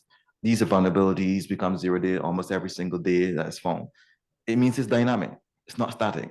So therefore, if you look at the amount of threats that are coming out there, the amount of cyber attacks, ransomware attacks, and so forth, one can definitely see it seems to be somewhat increasing, which means then that that program don't seem to be operating so well. Okay, thanks. Eric, you mentioned the whole question of artificial intelligence, so we're going to speak on that. We know that it's been said that artificial intelligence is being used by the hackers now to craft even more effective emails, and they're using AI in a different way to be more effective at their craft. From a business perspective, how can businesses actually use AI for the good in terms of information security and mitigating against the particular risk? Yeah, and I think we've seen this in the financial sector where there's been some adoption around AI, especially around ATMs, right? You know, in some detection capabilities there. You know, businesses are starting to adopt some of these controls, right? But there's other components that go into this, which is really around, you know, the type of information that ChatGPT can quickly gather about an organization, a person, and then turn around and leverage that. In that same breath, organizations need to adopt some of these new technologies, whether it's Microsoft's you know, AI solution, where they can quickly write and develop tools that go into a SIM from a monitoring perspective. But it's going to be continuing a cat and mouse game as AI continues to evolve.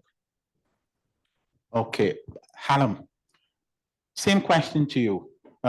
Based on your research, how do you understand businesses can actually use AI for their benefit? I think that individuals certainly are at risk, and businesses therefore are also at risk. My understanding is that we have been seeing cybercrime toolkits being created and developed and sold in very much the same way that you will go into a store and buy a pair of shoes. The question then is, what will happen with AI? Will we also be seeing AI toolkits? For example, we know that we can have people's faces looking alike, we can have their voices. We know that it's happening, that people are getting scammed because you get a phone call from someone who sounds exactly like your son, or you see a face like your son or whatever, and he says, I'm in deep trouble, and the mother wants to send money, whatever. We know that's happening. And my question to the specialists would be, are we going to then start to see some of these AI tools, cybercrime tools, as toolkits that are sold over the counter to individuals and to businesses that want to engage in these nefarious activities? I know certainly in some of the uses of AI within organizations, it's being used to collect a whole lot of information around security. They look at the monitoring. It's now being used to monitor the systems and to look for trends, especially around user behaviors as well. So that's one positive use of AI. But I want to come back to this whole question of, yes, why we talk about using AI to recognize trends and possible risks. The other question is it helping us, or is it helping businesses to know their risks before others do? Because we know that the hackers are much more proficient at attacking the businesses, understanding what the risks of the businesses are. We mentioned some of them earlier in terms of email scams and so forth. Now, the question to you, and Edward, I'll let you lead off on this. How important then is it for us as businesses, and certainly financial sector, to know our risk before others do? It's extremely important. Talking about AI itself, being able to use AI to detect anomalies, as I was having a discussion here with Cindy, who's going to be coming on later on this afternoon. Also with Sunita up to yesterday. The ability to, in my opening statement, I would have mentioned the correlation between the two fields, how we detect within the financial sector in terms of transactional monitoring, customer behavior and so forth. Within our particular field, it's the same thing. We have our extended detection approach, where we look to correlate not only behaviors on machines, but also devices, traffic, and so forth. So I think the risk to any business can be reduced in terms of using the necessary strategies, but also comes another risk. We are actually training these devices too. How secure is this within our organizations? And one of the main things that I think for CariSec Global that we really worried a little bit about is the trust and fairness system. We are in the financial system sector here today. And how do we know our systems are trustworthy? It means that we have to work tremendously, and our ability to monitor, to detect those changes are very important. So let's say we have someone in our network today. Until there's some minor changes within, let's say, a solution, some update or so forth, we might not understand that an adversary might be in our network until we can flag it. That person might be in there for the last 6 months, for a year. Trustwave, I think, will mention something about that. I think it's Caribou Bank, I believe it is. You have these type of entities that stays within organizations for months to come. So having the effective tools within AI is going to be very important, but we also need to protect AI. And this is where our policies come into play to make sure we procure, we monitor, and understand the risks when it comes to using AI and other technologies. I want to go back to the whole question of risk management and whose responsibility is it? Now, how best can the risk and compliance or the enterprise risk management entities and the cybersecurity, the ICT, how best can they work together to help the organization first recognize the risk and then mitigate it? Eric, I'll ask you to go first. Yeah, so around recognizing the risk, I think it's twofold, right? Today, it's what we see is there's a lot of manual components to bringing together a risk of an organization, right? Folks have created risk dashboards that look at some components like vulnerability management or those, some very bespoke types of sources, but really this needs to be looked at from a much wider breadth, right? There needs to be other components that are built into this, including the dark web, including other organizations in the same sector, right? There needs to be a better sharing of information across sectors to be able to truly assess risk. And this has to be real time. It cannot be reactive. It has to be proactive where, sensors or information are collected and shared across information. David, your thoughts?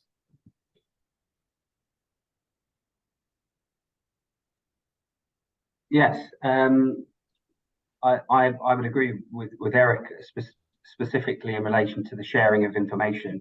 If businesses are trying to deal with this in silos, we're never going to learn the new techniques from one another, which I think is the main driver with some of the new legislation that specific companies in specific sectors are obliged under law to report these sorts of incidents. I probably come at a slightly different angle on some of the other elements in that I'm not sure we are going to be able to predict what's going to come, because if I was able to predict how very inventive and innovative cyber criminals are going to use generative AI in the coming years, I think I'd be a multimillionaire. I think it's important that we detect what happens and we respond to it and we share across industry and law enforcement to try to protect against it.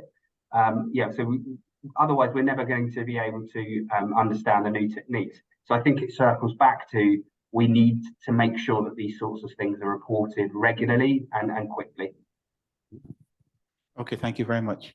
Edward, how can the various departments within the organization work at mitigating the risk? As the other panelists would have just mentioned, collaboration is going to be a real key. There need to be some, let's say, a program put in place where you have the different stakeholders, regardless if it's going to be in IT, it's going to be in HR. We all tend to leave out HR, but we have HR, IT, security, other risk, let's say, elements or risk processes in place. But collaboration is going to be the real key for this to work. Too often we find that when there's a security issue or cyber risk issue, it's hand off to IT. Security is really not an IT issue. If you want to think about government or governance or at the top, it's something that's set from the top down. It has so many elements. Within our field, we talk about governance. We talk about people, process, and technology. Those are the components. Those are the domains. So when you pass it back on to IT, you pass it back on to technology. What about the other levels that sits above it? So it requires full level of collaboration between all stakeholders. In addition, I must stress that, in addition to IT, but it's not an IT problem. That's why we continue to see the constant attacks. IT is very stressed right now. It is not their domain to handle majority. Yes, they deal with the firewall. They may enable some software to give access for security awareness training, etc. But what about the other components that drives it? Cyber risk and understanding cyber risk is a living mechanism, not only in one domain. Okay. And I think I would agree that it needs to be driven from the top because, as was shared earlier, just the sheer volume of money that's involved, I think that would be a big concern for any organization in terms of understanding the volume, in terms of the financial impact that cyber risk can have on the organization. And that's going to impact the bottom line. So I think it is extremely important that the powers that be from the top down not only try to understand it, but drive the implementation of the cyber risk programs and drive all the policies and procedures that need to be there to ensure the organization reduces the risk of losing money, because that's what it comes down to eventually. And we're almost out of time, and I'm going to ask for the closing statements. And Hallam, I'm going to go with you first and ask you on your closing statements around this particular topic. Thanks, Charles. Briefly, one of the areas I think that we tend to neglect, and I'm happy that David is here, is the role of the police force and whether the police force has all the resources. As we indicated, we find out the issue of cybercrime is a constantly evolving issue in terms of technology. And even if in the case of cryptocurrencies, the police force and the FIU may say, well, we're not seeing major issues, clearly it's my belief that these organizations need the human resources, the financial resources, the technology resources, because things are going to get a lot worse. And I think they need to be prepared because they're going to be some of the key organizations, the police force, dealing with the issue on the ground. Yeah. And since you're mentioning the police force, David, I'll come to you for your closing statements. Thank you. Yeah, thankfully in the Cayman Islands Police Service, we are comparatively well funded, especially the digital forensics, the cybercrime unit, and also my own, which is the Bureau of Financial Investigation. So we do have the resources and tools that we need to do our job. My closing statement, I suppose, will be really if a company does implement policy, a good process or procedure to protect against these sort of things, please follow it. Half of the cases that I see comes through our office, it's where that we've got multi-factor authentication or public-private key pairs or a process that simply hasn't been followed. And that on the majority of occasions, if the staff the humans that are working at the company had simply followed their own policy about how to send value, access a system, or similar, the incident would never have taken place. So I think it's all well and good putting these things in place, but you've got to follow them. Okay, thank you very much, David. And Eric. Yeah, I'll just add on to David's statement there. He's spot on. Again, I think a lot of times we see policies or standards being put in place, but really the testing component is a piece that's missing, whether it's red teaming or purple teaming, right? To really test those controls, right? And this is something that is really a gap. But more importantly, we're starting to see evolutions of threat hunting, right, for organizations. And this is an area that as a part of this threat hunt, they're uncovering, not only, nefarious actors that are embedded within the system, right? But they're also detecting, things that these threat actors would be looking at. So I'll just leave you with, there needs to be some additional testing around these policies and procedures, making sure that they're implemented properly. Thank you very much, Eric. And Edward, I'll give you the final word. Yes, Charles. Cyber risk has to be incorporated in the overall business risk itself. And I think once it's treated as a business risk, and keeping the business resilient as much as possible, it then implies that the cyber resilient program can really start to come alive and live. It must be sustainable. It must be initiated from the top. It must have all the necessary stakeholders. As Eric and David and even Harlem would have mentioned, having any particular type of program, it must be alive. It means then that every single aspect must be aware of it within the organization. It must be implemented and championed by all stakeholders as much as possible. So that's my feedback. Okay, fine. Thank you very much, gentlemen. I want to thank David Templeman, Eric from Harlem Hope, and Edward Millington for participating in this panel discussion. We just touched the surface, but I hope that it was enough so that you can get a better understanding of what the risk of cyber crime is, and most importantly, the financial impact for organizations.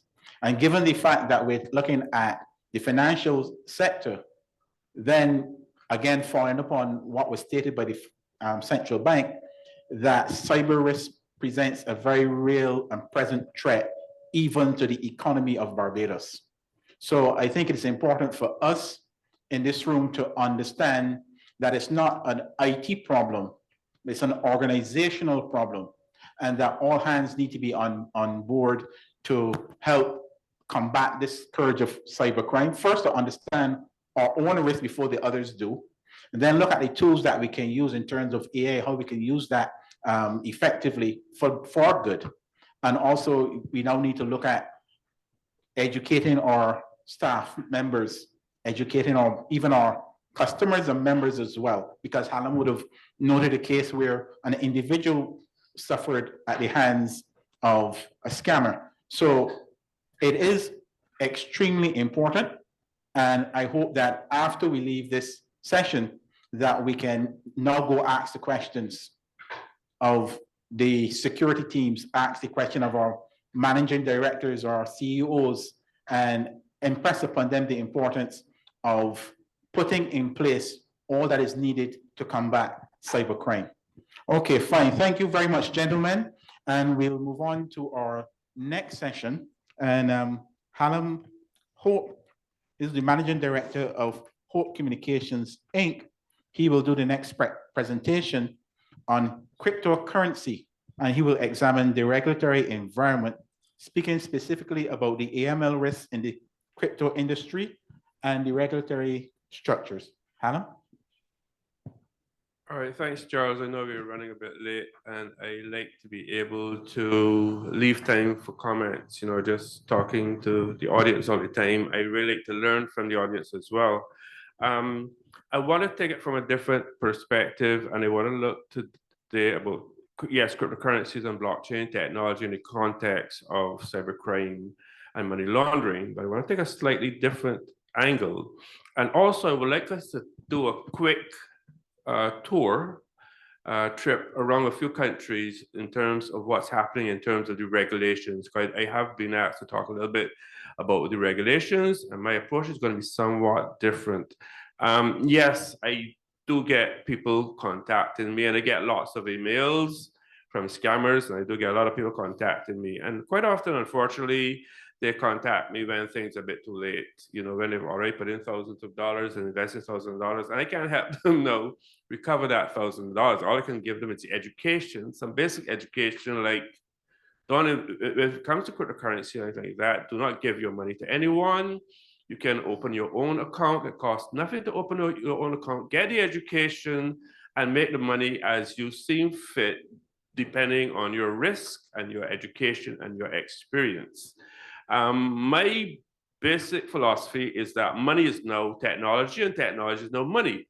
Now, you can agree with me or disagree with me. If you disagree with me, that's fine. If you agree with me that money is no technology and technology is no money, and there's a whole lot of disruption as a result of these technologies, then what it says to us is that we have to look at policies differently. We have to look at regulations differently. We have to look at legislation differently. And all of this, again, relates back to the money laundering and the cybercrime issues that we're dealing with, right?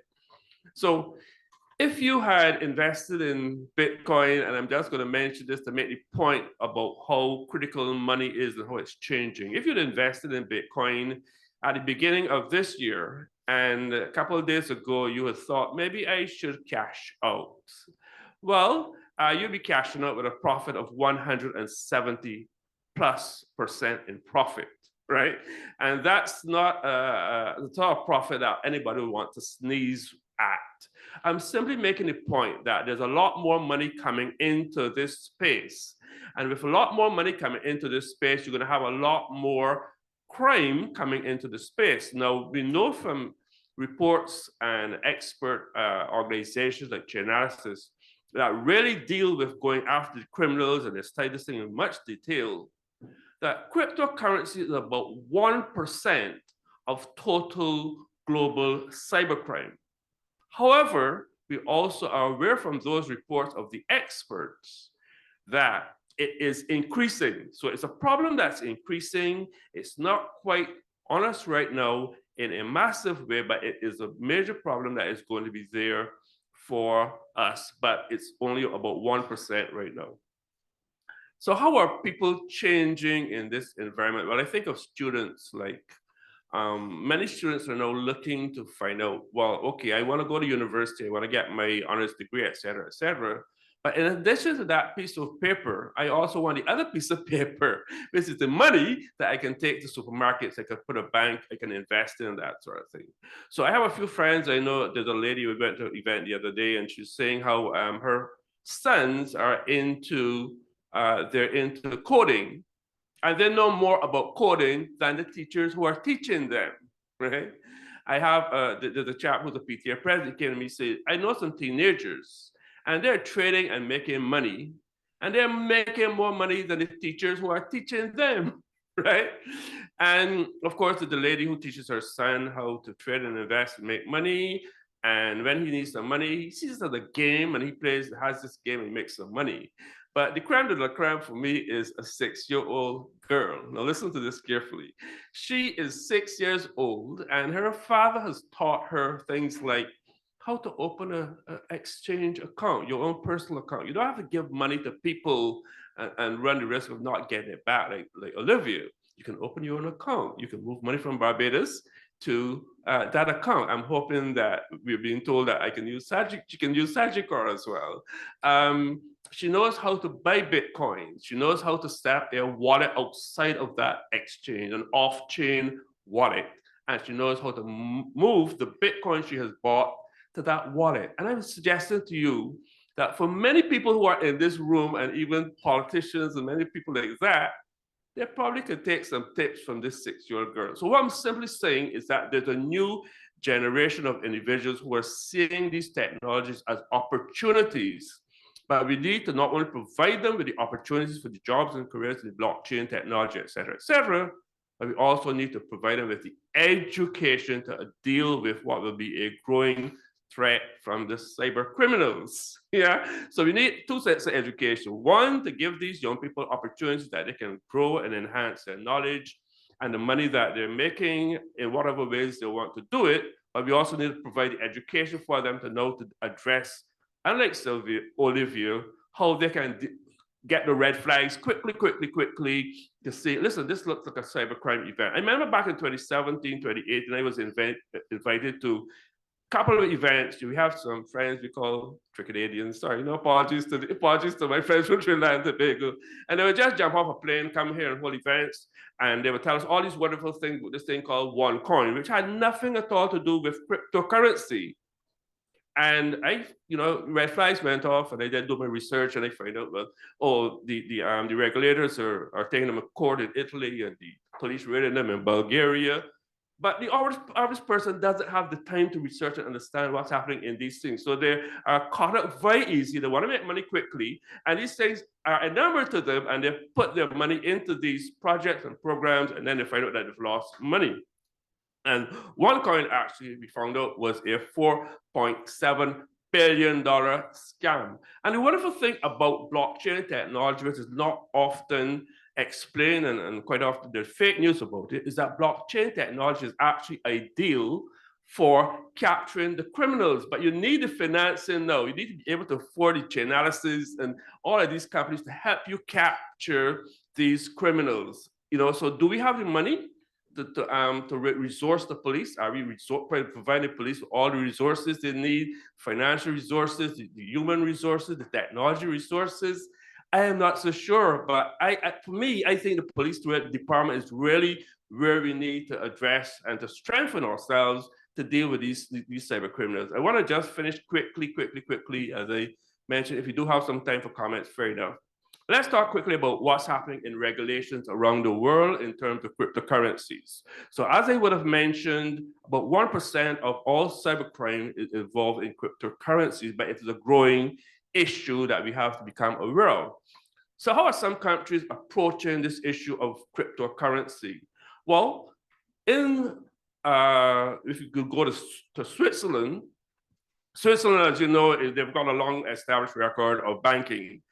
And the Swiss very early in the day recognized, listen, there's something good and possible about this. There's money to be made in this cryptocurrency and Bitcoin space. So why don't we put the regulations in place so that some of our banks, if they wanted to, they can offer custody services. And they've done that, and they're making money, okay?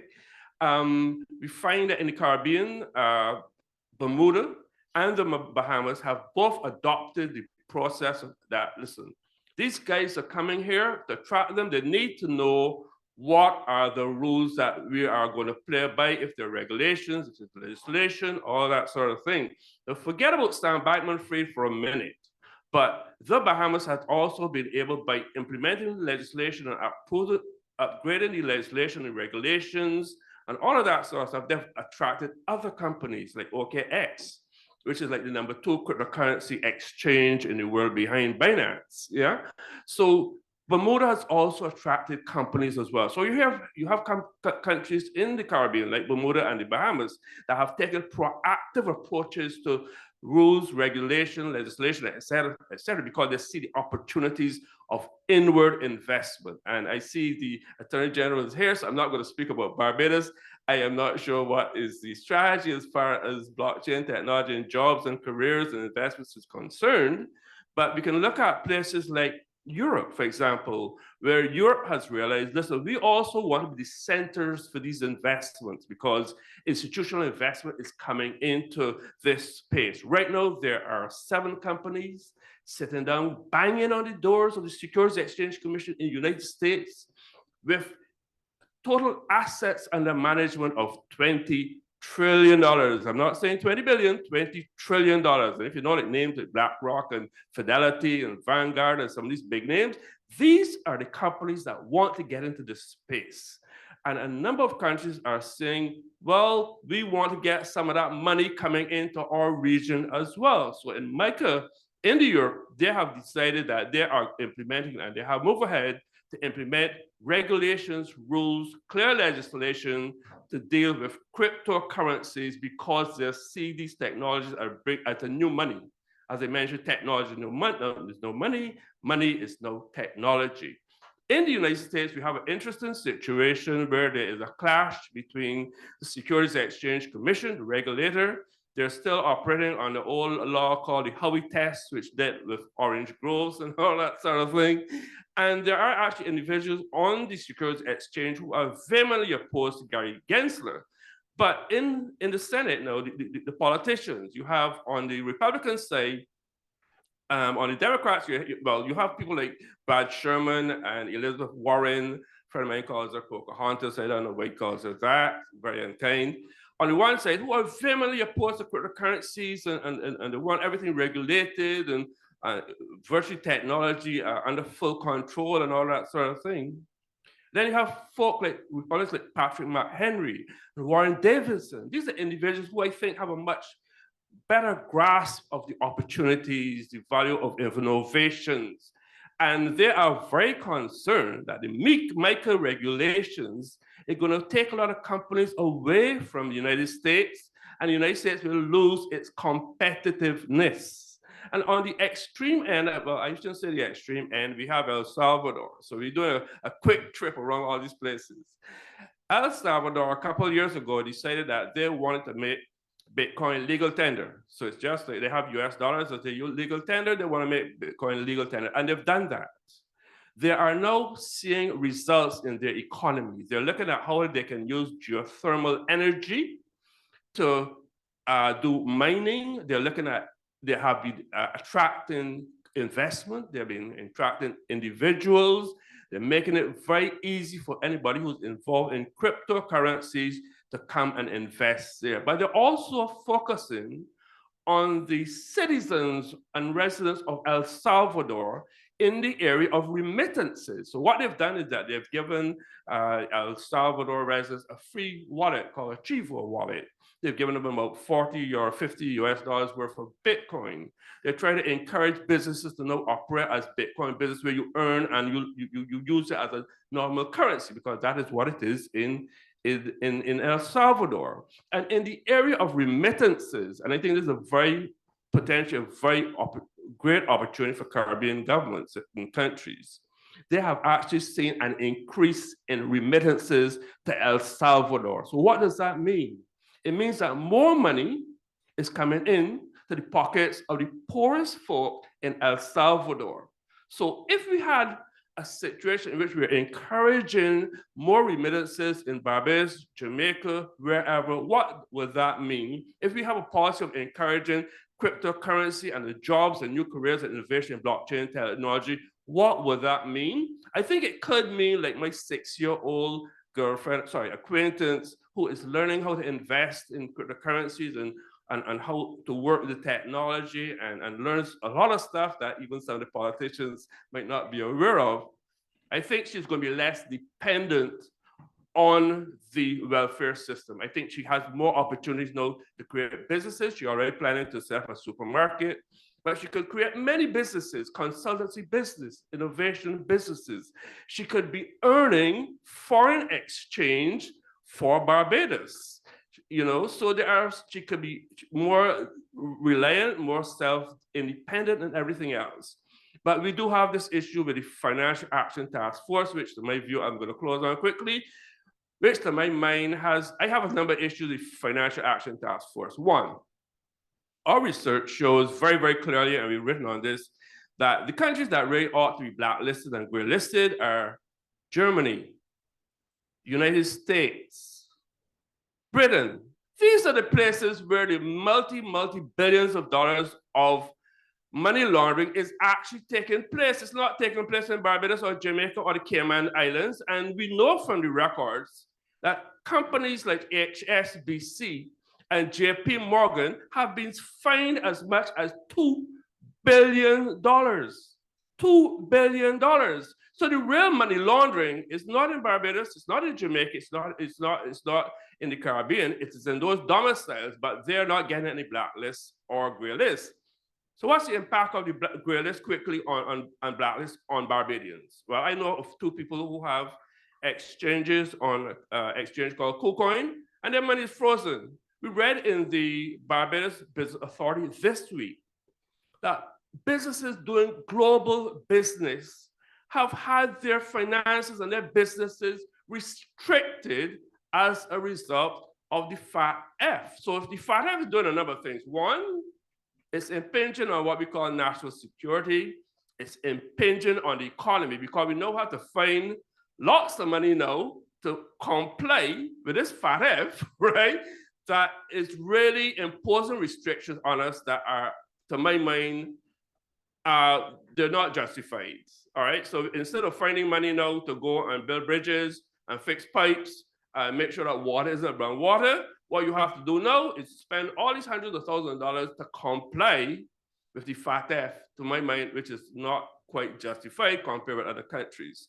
So I know Sunita and I gonna have a little conversation with the FATF, but I think the FATF is really some of a threat to our economy, and I think it's unjustified in what they're doing. Yes, we have to deal with the issues of money laundering and cybercrime, but as I said earlier, my focus, if I had any say, which fortunately I don't, would be to put the resources in the police forces, give them the human resources, the financial resources, the technology, the resources to go after the cyber criminals. And of course, in terms of Sophia, who's lost a lot of money and who's not going to get it back, she needs education. So I just stop there. If there are any comments, I really want to hear from people and learn a lot more from people. But I'll just stop there, Edward.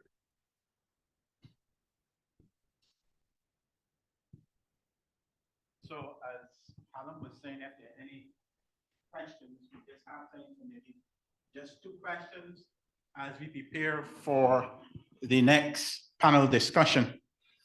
So any questions from the audience? Yes, this question right here. Hi. Thank you so much for your insightful commentary. I think that there are 2 things, and this is connected also to the previous speaker. Oh, thanks. This is connected also to. Could you give your name and title? Oh, I'm so sorry. Candace Huggins, Chief Compliance Officer at First Caribbean. This is also connected to the first speaker. I think you hit the nail on the head where you spoke to education. So there are a lot of people within the playing field, there are a lot of players, but the policymakers and the policy enforcers need to be brought up to speed in terms of education. You can't regulate something that you don't understand. Mm-hmm. So that is key. So it goes beyond a matter of public education. It has to start with the authorities' education. You spoke also to your recommendation of giving it to given the enforcement part to the police force, so the execution to the police, the different arms of the police force. Again, they need to be brought up to speed, because you can't enforce something that you don't understand or that you don't fully comprehend in terms of the consequences and even the origin of it and what the issues are that emanate from that. So again, education is key, but you need to understand, or you need to look at who are you educating, because I think it's clear even within the Barbados context, there are those who with the younger generation, the persons within the field, even just those who play around with it, they are on top of it. They know exactly what they're doing. They even know how to get through and bypass the loopholes. So I think the authorities need to catch up. Yeah, I would also, it's my thinking as well that following on for what you're saying very quickly is that I think a lot of the knowledge and experience is actually out there in the private sector, either local private sector or the global private sector. And the question then is how do you connect all these different points, the police with the local knowledge to the international knowledge? Because let's face it, Sam Bankman-Fried, we all knew before that he was a fraud. And some of us didn't put any money at all in him. Right? But there are other people who put millions of dollars into FTX and they lost money. There are a number of companies that fell through insolvent last year, and some of us never put a cent in them because if you're properly connected to the global environment and you're following what is happening, just like OneCoin and their $4.7 billion scam, which fortunately didn't put a cent in because flags went off.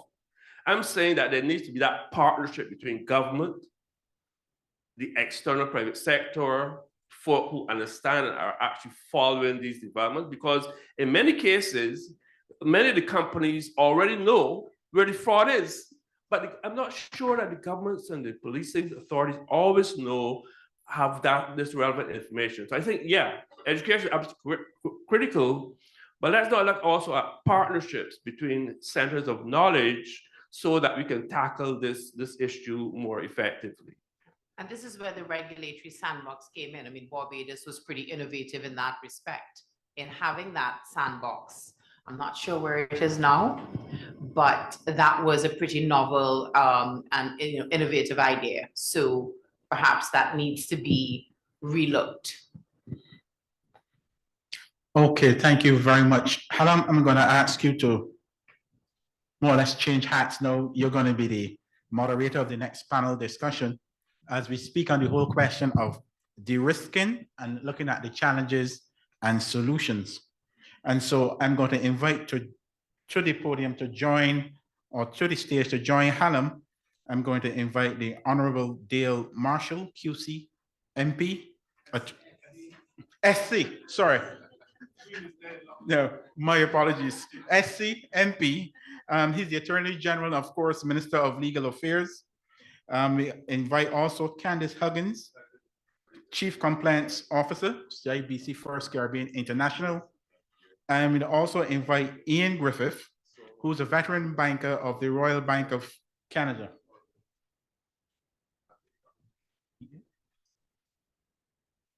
Oh, okay. I've been informed that Ian will take the role of moderator as opposed to Halam.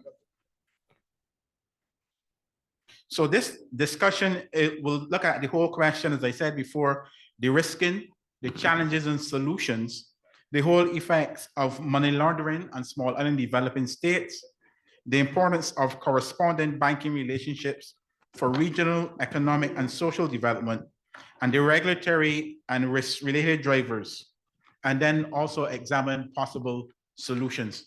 Ian, over to you. Hello. Good morning, everyone. Special welcome to my former schoolmate to my left, even though he started at that other place. Oh, Kira. I finished at that other place. Right. I thought I Anyway, and to welcome to you, Ms. Huggins. Welcome to you. Right. Thank you. We need to briefly look at what are the real dangers that we need to resolve as a region. Well, let's not just look at this thing from a Barbados perspective, though we are important. We're looking at technology, and we're looking at things that must be resolved to make sense of how we survive, because basically that is it. We're looking at anti-money laundering. The laws as we have it, and I don't think things have changed much. The penalties are severe for individuals as well as institutions. When I was an employee, I had to sign a document every quarter to say that I had done a course in AML. But let me move along to the powers that is there a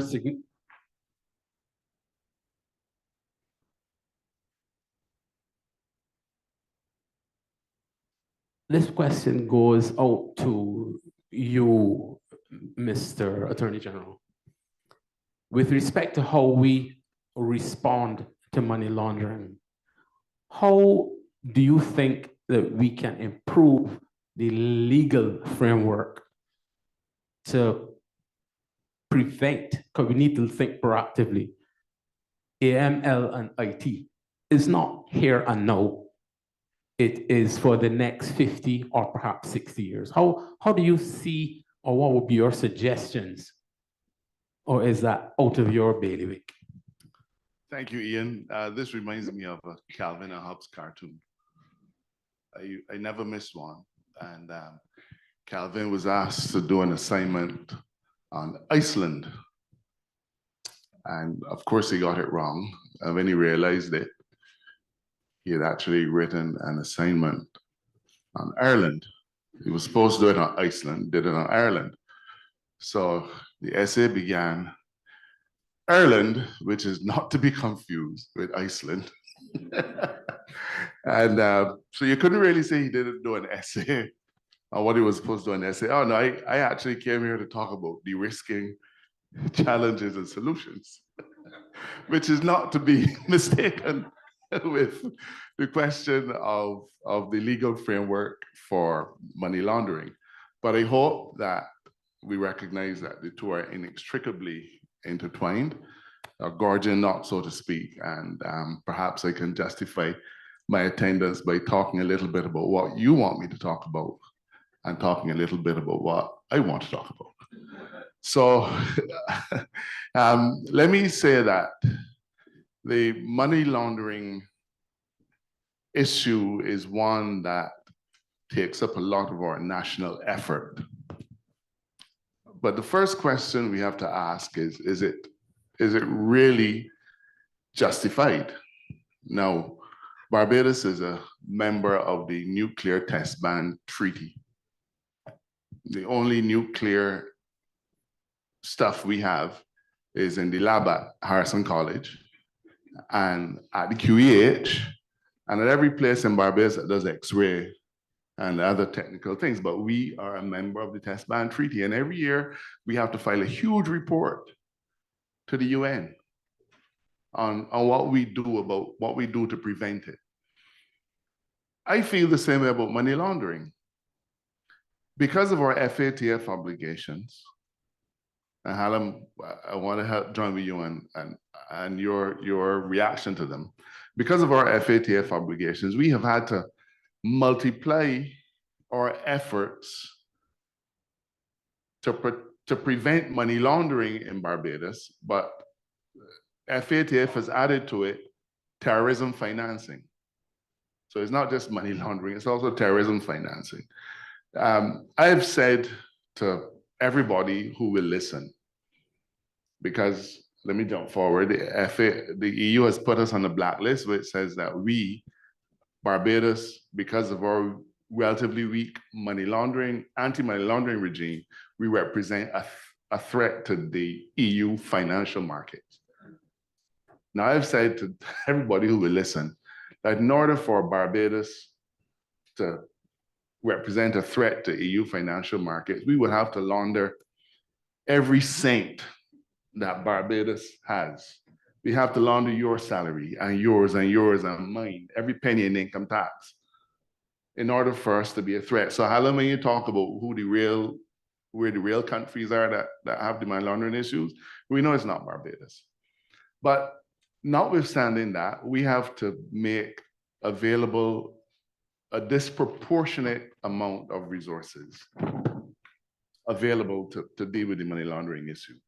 If you, and I credit the police for doing a good job. If you look at the money laundering cases that we've had in Barbados, I'm embarrassed to say that half are lawyers. And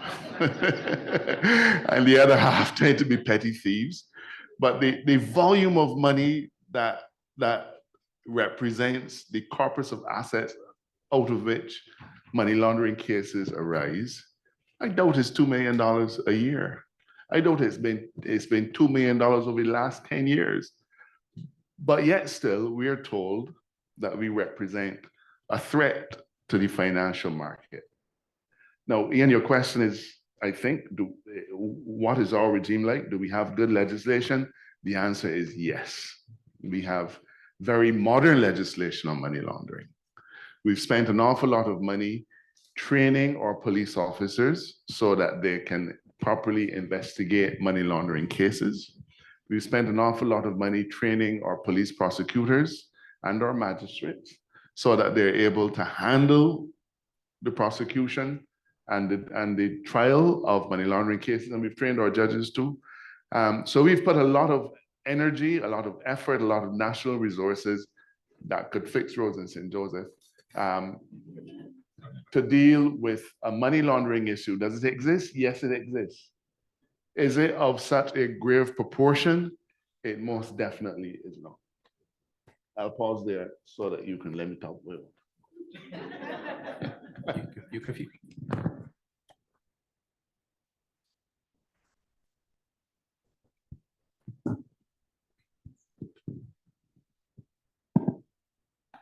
next person to enlighten us is Candace Huggins.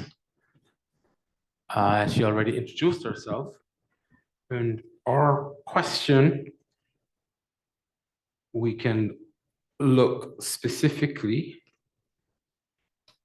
at what we need to look at to assist. First of all, what is de-risking? I don't know if everybody in this room is a member of the financial services sector. What is de-risking? So just, do you want me to respond to that first? Yeah, respond to that one first. So you can't go ahead. I don't like to leave people in the I don't know, because then you will go on to speak of things that they won't understand. Understood. Yeah. Sure. So, good morning again, everyone. So when we're looking at de-risking, and I know we seem to be jumping, but I promise it's going to all come together and there's going to be some correlation. But when we look at de-risking, it has been identified since 2014 as a real phenomena or real issue, especially for small and vulnerable Caribbean regions or jurisdictions within the Caribbean region.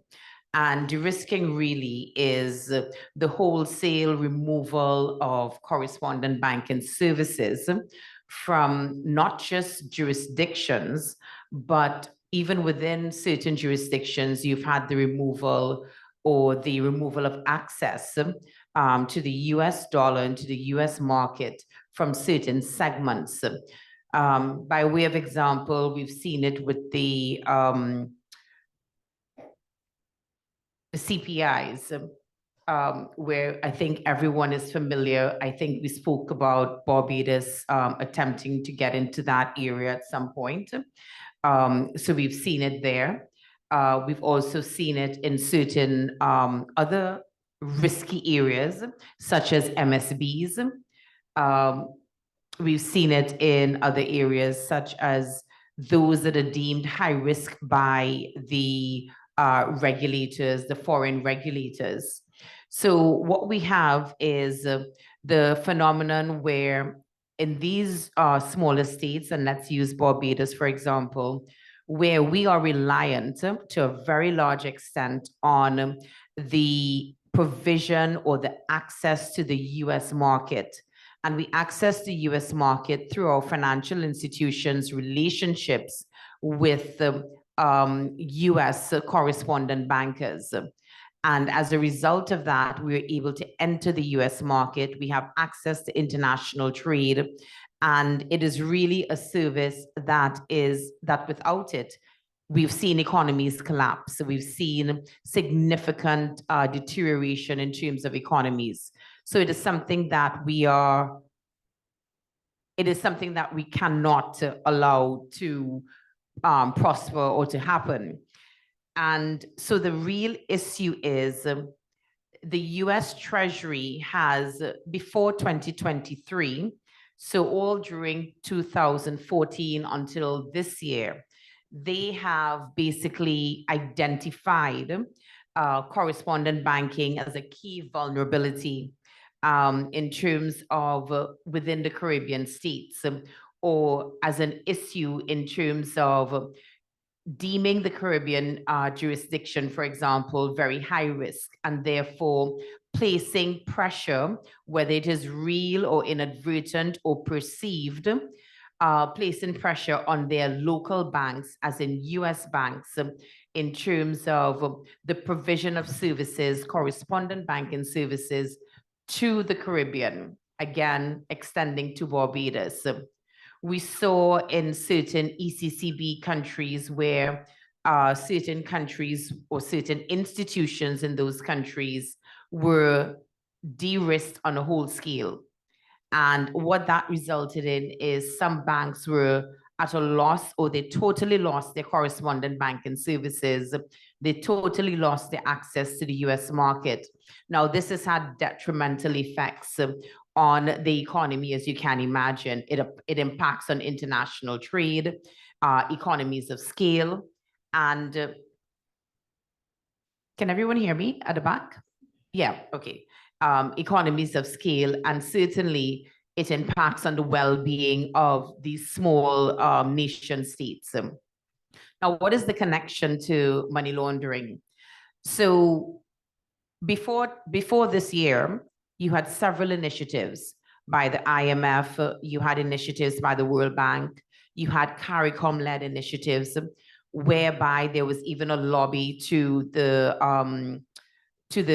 Washington from some of our leaders in the Caribbean, whereby we spoke to the leaders that are there, or the Congress, where there was a special congressional session set up for the leaders to speak and to air their grievances, and or just their point of view. And as a result of that, we saw in 2023 where the US Treasury actually issued guidance for the first time on correspondent banking and what they expect. Now, this is the first time since 2014 that this has happened, because we've been having discussions since 2014 with the US Treasury, the Department of Justice, OFAC, all the various players. And there has been a reluctance to, I should say, there's been a reluctance to identify what the issue is. It keeps coming back to the anti-money laundering jurisdiction of anti-money laundering framework, in each jurisdiction. And then it goes beyond that. When we believe that we have satisfied the anti-money laundering requirements based on the rules of the standard setters of the FATF and this, and of course our regional body, the CFATF, it then goes to, okay, so what are you doing in terms of anti-bribery and corruption? What is your legal framework like in terms of these areas? Where are you in terms of whistleblowing legislation? So it is not particularly one area. It keeps moving. And I don't want to say the goalpost is moving. That's not necessarily the case. I think it's a more holistic and comprehensive look at the particular framework and the law enforcement part of the framework. In terms of the AML framework, they need to look at what are your conviction levels? What is your law enforcement like? What are your numbers in terms of convictions and prosecutions? What do you have to show for it? And I think Sunita spoke earlier about the numbers in terms of enforcement, the execution. So it's not just about implementing the legislation. It goes to how do you execute on that? How do you show effectiveness of that legislation you have implemented? So I have seen a lot of jurisdictions speak to, but we have the legislation, we can point to the legislation, everything that the FATF has asked, we have implemented, but yet there is a lack of enforcement. Now, the AG just mentioned that he doesn't think that that's a significant part of it.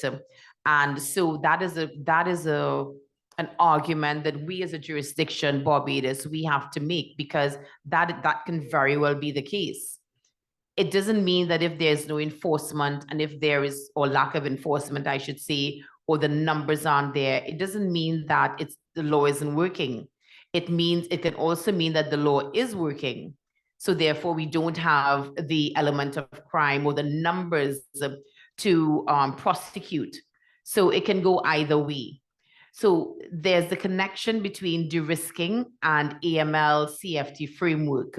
The first thing that is looked at it in terms of a jurisdiction is, what is the state of your AML CFT framework? How do you measure against the international standard setters in terms of FATF?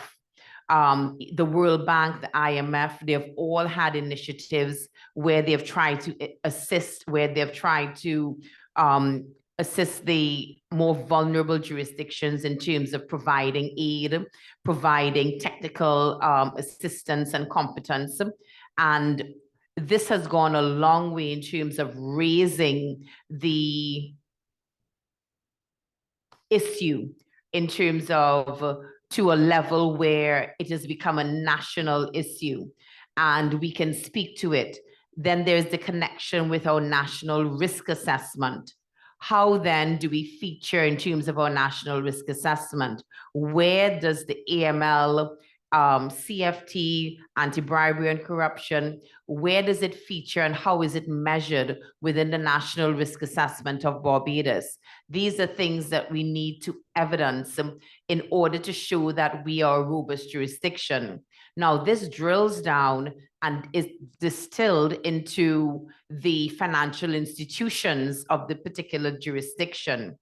How then have the financial institutions within the jurisdiction, how have they implemented the dictates of the government initiatives, of the initiatives of the regulatory authorities in terms of the central bank?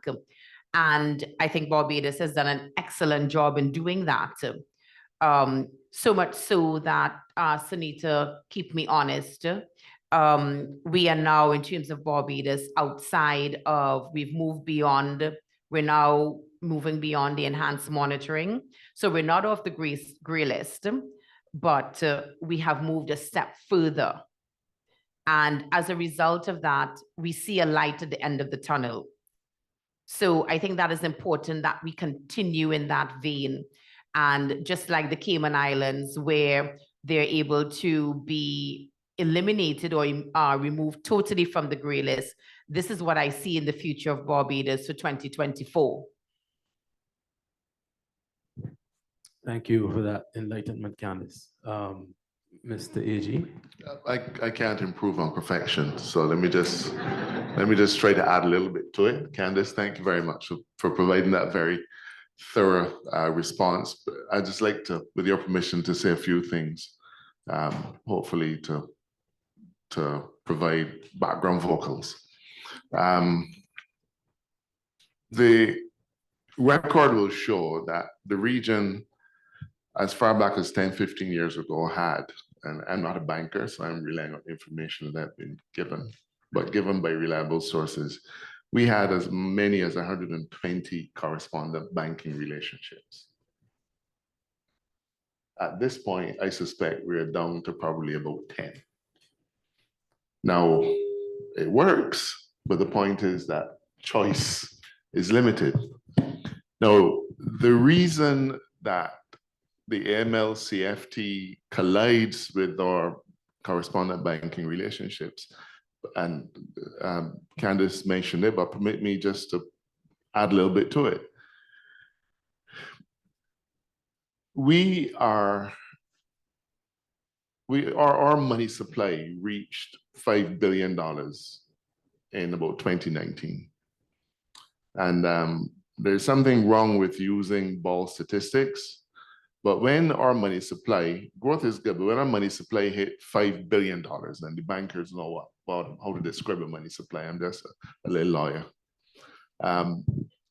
We immediately moved into a state of enhanced monitoring.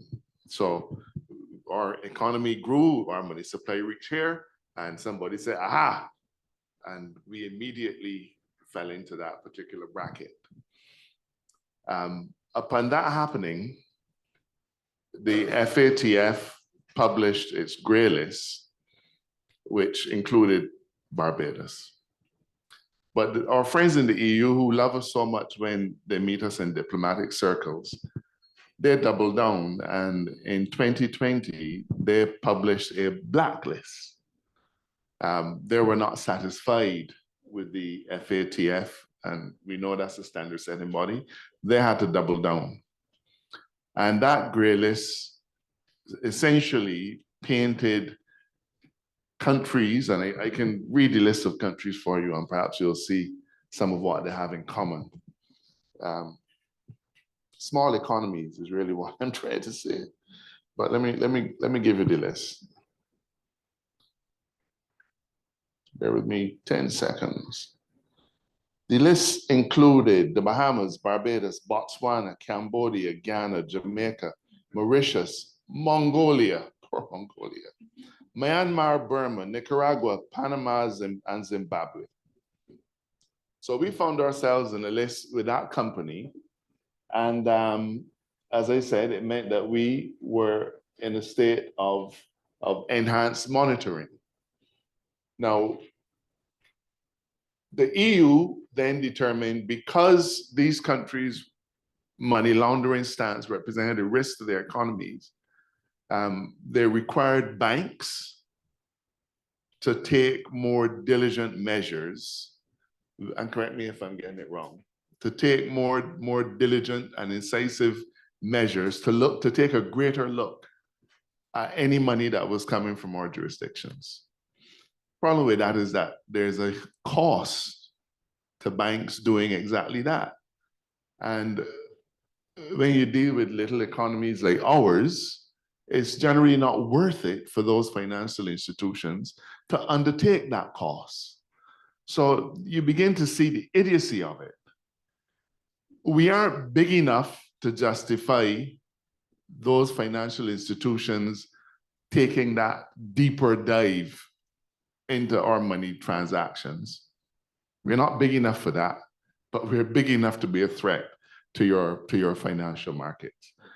Well, so let me tell you what this means in real life. I love to listen to the bankers talk, but there's something about a politician who has to go down in the gutter.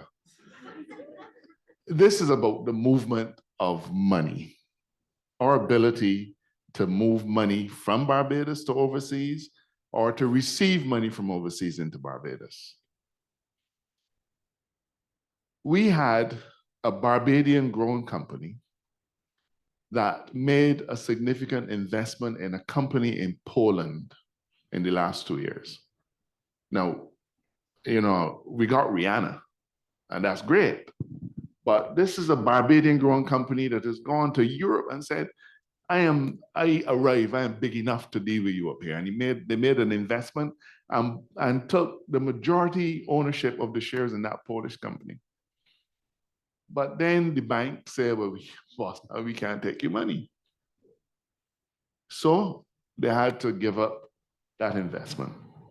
There are individuals who have properties or companies in Barbados and they want to send money to Barbados to do whatever it is. They've not been able to do it because the banks say, can't take that risk. In Brussels, there are diplomatic offices, and Barbados is lucky, we don't have that problem, but there are diplomatic offices where the diplomats can't open bank accounts. The diplomatic offices cannot open bank accounts, so they can't pay salaries, simply because the banks say taking money from your jurisdiction is too risky. Do you know that Venezuela has to transact all of its business in Barbados in cash because it can't move money through the banking system? So that is the harsh reality that this de-risking thing causes. But it gets worse for us. Think about something called the reinsurance business, where that is perhaps our largest corporate sector, and they have to send premiums or parts of premiums of overseas or receive premiums. And because we are on the EU blacklist, that business is in peril. So there's a risk. I think we've managed to mitigate it, but those companies, some of those companies were on the cusp of leaving Barbados and leaving people jobless and shrinking our economy. Now, I can tell you that we've been fighting this particular issue for the last 3 years since we reached that M3 money categorization. We've had to make a lot of changes. We are, in fact, almost at the final point. Took a lot of work, but in January of 2024, we will be making that final step, thanks to the hard work of the FATF. And in January, we are going to be having a face-to-face. So we've submitted report after report after report after report, trying to prove effectiveness and so on. And we've satisfied all of those criteria, but now a multi-country team is coming to Barbados in January to meet with all of our regulators. They're meeting with me, the Prime Minister, everybody, the judges. They're also meeting with some of the companies that you work at to see if what we sent out was BS or whether what we put in our reports was factual, accurate, and more importantly, sustainable. And when we satisfy them, as I know we will, that we've crossed that particular bridge, then we will get off of the FATF grey list, just like Kim just did, and then we anticipate getting off of the EU blacklist. So that is pretty much the state of play. We are almost there. This is vital for our national interest. We run the risk of losing companies, but there's a point also at which we may run the risk of not being able to send money to pay for medication. You may not be able to transfer money to the US to pay for your child's education. So critical issue, but I think that we are almost at that point of getting off of these lists. Of course, like Sisyphus, they've just put us on another list. This one has to do with the green turtle. I'm trying to make a point here. I keep talking about Sisyphus because as soon as you move off of one list, somebody somewhere puts you on another. And we've just been put on a list because our fishermen's fishing nets are not of the standard that would release the green turtle if caught in the net.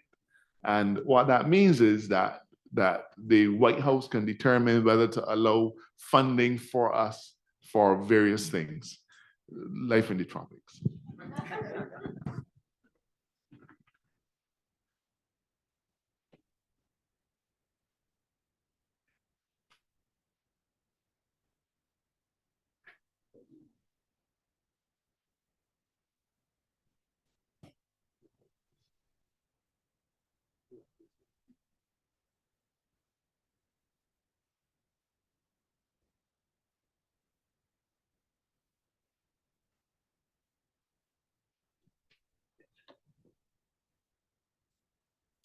I have at this point to ask if members of the audience, if you want to call it that, have any questions for the two esteemed panelists.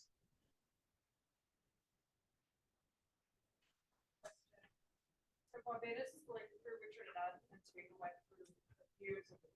So the January meeting that we were going to have, in fact, what we did, or were we even participating in? I'll ask the question again. Okay, so I was just saying that what Barbados is going through right now is in fact what Trinidad went through a few years ago, before COVID. And we had to, I can't remember the exact year, maybe it might have been 2012. So time flies very quickly to get us off of the gray list at that point in time. And we had to meet again with the FATF, and they met with various stakeholders and had question and answers to satisfy themselves with the same thing that you're saying, that what was reported is indeed factual. But I was at a conference here at UWI just Monday, and there was a call from some of the professors there that we be at the table. How do we be preventative as a Caribbean to be at the table before these issues arise, to be at the table with the FATF before these observations and positions are sort of placed on us in terms of being on these gray lists? Is there any way that we can be at the table and take a more proactive approach so we don't have these things continually happening to the Caribbean going forward? So Trinidad has crossed this particular place and is off of the FATF grey list. But you're still on the EU blacklist. Because even though FATF is the standard setting body, I'll take long to make my point, but I'll get there. Even though FATF is the standard setting body, the EU and any other state or group of states for that matter can determine, well, it's good that you get there, but we want you to get a little further. So even though you have met the global standard that is required, as far as the EU is concerned, you have not yet met their standard. So I believe, I'm not sure how advanced those talks are, but well, not talks. I think there's some things that they still want you to fix. And when you fix them to their satisfaction, not to yours, then you will actually get off that list. So here's the point. Even if you had a seat at the FATF table, it would have meant absolutely nothing because the EU was still able to say, you've met that standard, but I want to reach a higher standard.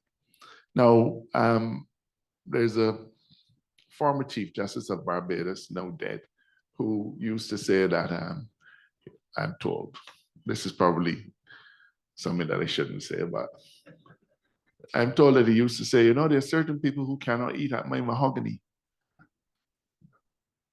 Barbados's percentage of global trade, I'm sure there's some economists in here who have the number, but when last I heard it was about 0.00001% of global trade. It is so minuscule as to be not even worth a serious decimal point. FATF was started by the G7 countries in '87. And over time, they have added other countries to the FATF. And you know, I think they recently added another country when we were in Paris. But really, you have to be big to eat at that mahogany. That's the bottom line, okay? We are ably represented at that forum by the CFATF, which is it's the Caribbean Financial Action Task Force, which is, think of Me and Mini-Me, for anybody who's old enough to remember a particularly foolish movie. So you have the FATF, and you have within the region, and it's not just Caribbean, we include, Sunita, we have Panama and Nicaragua still? No, we have Venezuela. Yeah, those are the only two Spanish speaking. Oh, right, yeah. So anyway, so that is, so we have the same thing.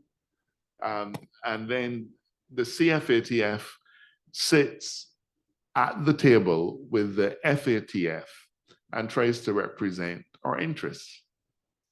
So in Paris 3 weeks ago, what country was it? There was a country who was trying to get an on-site meeting. We got ours. They were trying to get theirs, but there was something that they weren't satisfied with.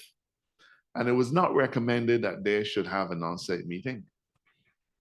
But that wasn't satisfactory for certain big countries. So all the big countries, despite the rule that says you have to satisfy all these things, all the big countries, I don't even remember the names. It was really quite embarrassing.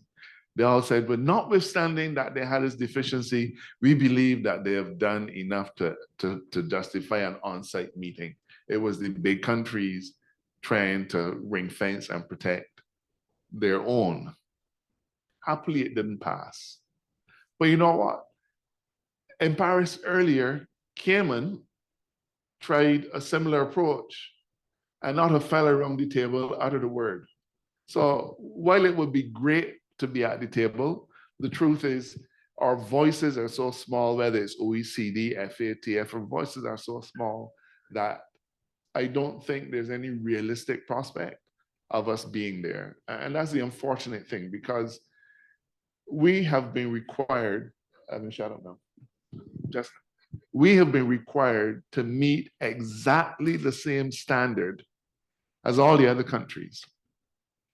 I bet you that if those big countries, the ones who were grandfathered in the big countries, I bet you if they had to go through what we just went through, Sunita, half of them would pass. They couldn't pass. Or if you felt they hadn't passed, you dare not say that they hadn't passed. But we, small nations, Trinidad, Barbados, Guyana, well, Guyana's off, all of our countries, we have to meet exactly the same standards as those bigger nations. And it is I use the word earlier, disproportionate. Because when we have to set up a compliance unit and hire 5 people, that's 5 nurses that the QEH can't get anymore. because we've had to divert those resources there. It's easy for them to do it, but for us, it's a big challenge. And what we really need, yes, we're happy to come play, but we need to follow the WTO model. Again, the economists know what we're talking about, where we had something called special and differential treatment. In other words, you're so small, we can set a lower threshold for you.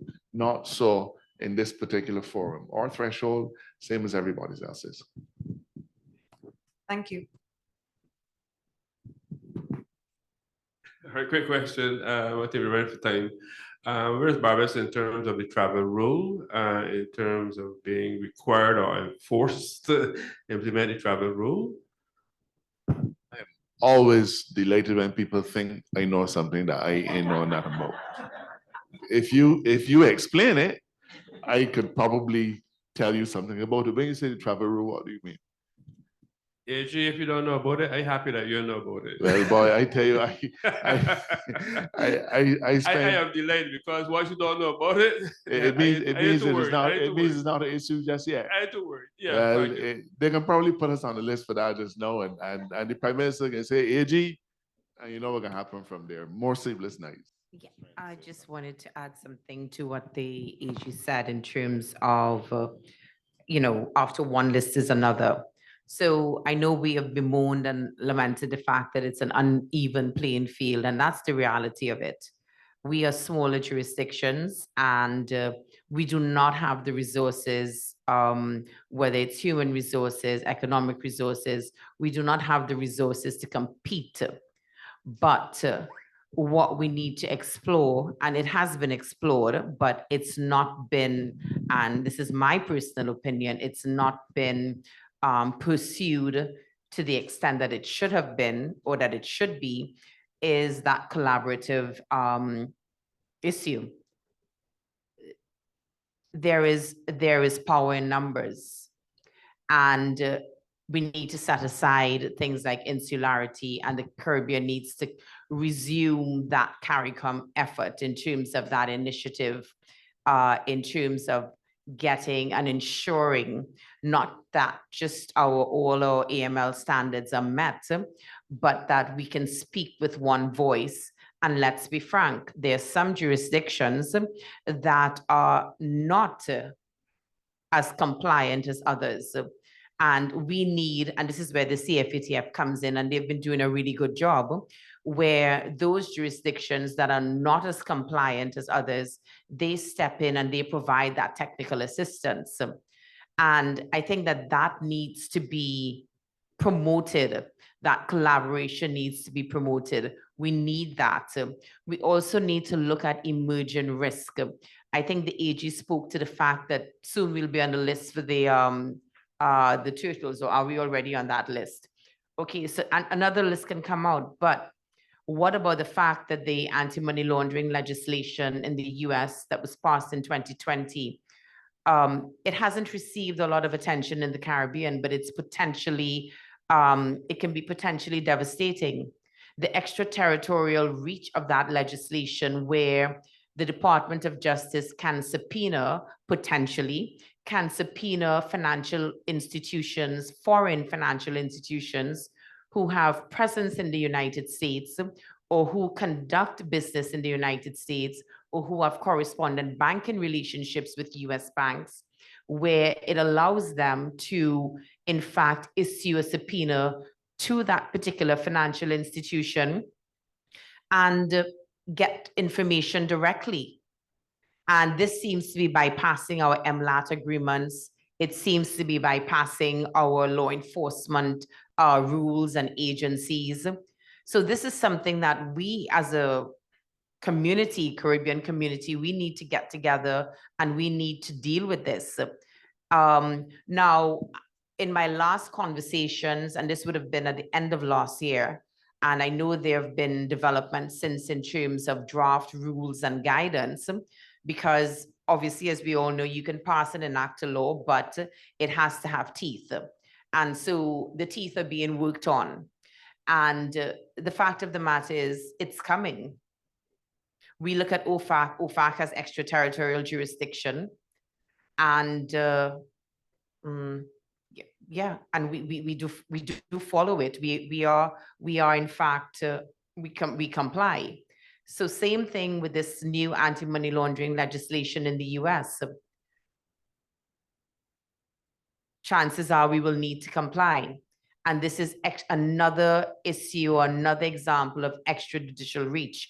I don't know if the AG wants to comment on that, but to me, that's a serious concern. There was a question from over there. But so extrajudicial reach is something that is always a vexed question.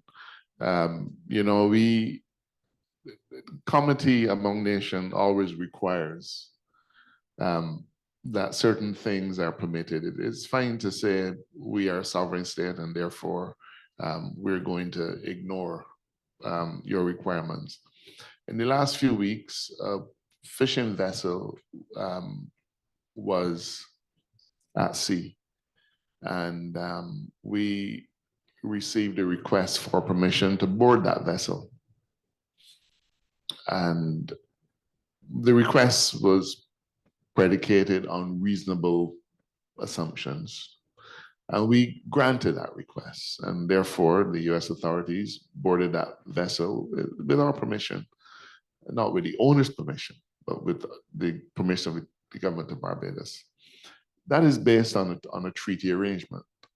But it's not the first time that companies in Barbados doing business in the US will find themselves subject to the extraterritorial reach of the US.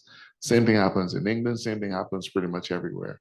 The question is, to what extent does it so conflict with our notion of sovereignty that it becomes, what's a good word? I don't want to say, that it becomes so offensive that we would not be willing to comply. Now, I don't have a brief for the banking sector, so you're at First Caribbean, CIBC First Caribbean, so I suspect that your institution might be an institution that might be required to comply with it.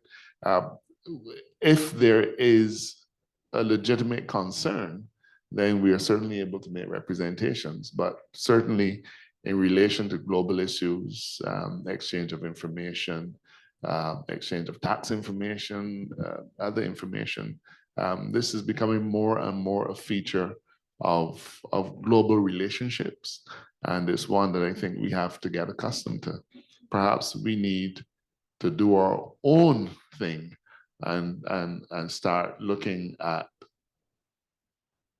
well, let's put the mirror, in other words, facing in the other direction and make those laws work for us. We had you still have your question.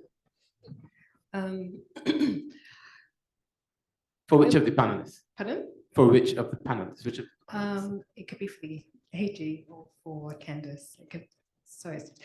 What I wanted to ask is that in the event that we have put all the measures in place and we're taken off the FATF grey list, and then eventually we managed to come off the EU blacklist, what real impact do you think this will have on the move for global de-risking to us in this region? And how quickly do you see that impacting us or changing our situation as it relates to the remittance or access to international markets? Why I ask this is because you'll see in the UK right now, there is a big issue with one of the major banking groups who have taken it upon them, well, have implemented a policy decision where they are de-risking groups of people. So you've got them de-risking maybe returning nationals, you've got them de-risking people for the sake of political opinions or allegiances. So when we've met all of these requirements from the various entities, international regulatory bodies, what is the real impact going to be in our region as it relates to de-risking? How quickly do you think we would gather any benefits from it? I'm not saying that we shouldn't be doing it because it's something that we have to do. But when we have managed to move into the areas that they want us to be in, to occupy, how effective will this be? How beneficial will it be to us? The FATF grey list is the global standard setting. So when we are off, then it means that we're no longer under enhanced monitoring. The EU list, remember, there's that sort of Damocles hanging over our head. Now, the relationship with the EU is interesting because the EU mandated, the Council of Europe mandated that member states take these mitigating measures. These mitigating measures are actually not taken by the states themselves, but they're taken by the banks in those states. So in other words, money from Barbados is risky money. So as a bank, I have to follow the dictates of my national government and the Council of Europe, and therefore I not taking that money. Now, the thing is that when the banks take these measures and decide carte blanche, we ain't taking Barbados money at all, we then complain to the Council of Europe. You know what they said? Oh, we're not as a matter for the bank. As a matter for the bank. Okay? So they're determined that you must take mitigating measures, but as to how you take those mitigating measures, it is left up to the individual bank. Now, I'm confident, but as they say in the Catholics say, trust God, but plant potatoes. So I am trusting God, but we're working night and day to make sure that we get off this list. But what will it mean when we get off? And we expect to get off at the February plenary in Paris. Then that notification goes to the EU. Well, they're at the table, so they will know. They then have to pass a piece of delegated legislation, and we're going to be using every influence under our power. And these days, that is a lady called Mia Motley, who, as far as I hear, moves mountains. But she leaves fixing of roads to Santi. But on a serious note, we're going to use every bit of political mileage that we can to make sure that delegated legislation is passed quickly. When it is passed, we are off of the EU blacklist. But then it is left to individual banks to actually decide what mitigating, to decide to remove the mitigating measures altogether. We're going to have probably to do some kind of PR and so on, but the point is, the burden will have been lifted by the Council of Europe. But as for the lifting of those mitigating measures, it depends on how quickly that news trickles down to those individual banks. It trickled down real fast when there was a risk of a heavy fine. But now that the fine hopefully will be removed, it may not trickle down as quickly. But we have to do our part to ensure that the measures are actually lifted, and then we would expect that there will be fewer de-risking issues. But it is still left to the individual bank how it relates to CIBC. That's right. Okay, thank you. Candice? Sure. I think the starting point is, based on the question, the starting point is, how are we viewed internationally? Let's look at who's most vulnerable in terms of the segments, the jurisdictions, and the sectors. So in terms of us, Barbados, getting off of that list, how does it impact on us? Obviously, it's going to be a very positive impact. And as a result of that, the scrutiny becomes less. At this point, because we are currently still listed, there are enhanced due diligence measures, significantly enhanced due diligence measures required for foreign institutions to deal with institutions within Barbados, or even, and this includes government institutions. So there has to be EDD applied. So when we're able to be removed from that list, that enhanced due diligence can be significantly reduced. And that is one key and really major impact of that delisting. So that trickles down not just from the government perspective, but trickles down to all the financial sectors in terms of what they are required to produce or what they're required to show and evidence in order to have successful, seamless relationships with the outside world. And we also need to look at who is vulnerable. Indigenous banks are more vulnerable than banks with global parents or global ties. So we've seen that especially in the ECCB, where certain indigenous banks would have lost their correspondent banking relationships and would have been forced or as a result to consolidate. And that is not necessarily a bad thing because economies of scale. The larger you are, the more profitable you can appear, the more profitable, the more money or the more finances and resources you have to throw at your compliance program, because the risk and the cost of compliance would have risen significantly given that you are under scrutiny. We have certain programs such as Citizens by Investment programs, our MSBs, which are constantly under review, constantly under consideration, and the area, the whole region is viewed as high risk. So unfortunately, there's still that perception. There's no distinction between the Bs, Bermuda, Bahamas, Barbados. We are very well aware of how strong the jurisdiction is, but that awareness doesn't always translate or reach at international levels, certainly with certain companies. And that's the work that the CFATF is helping us with.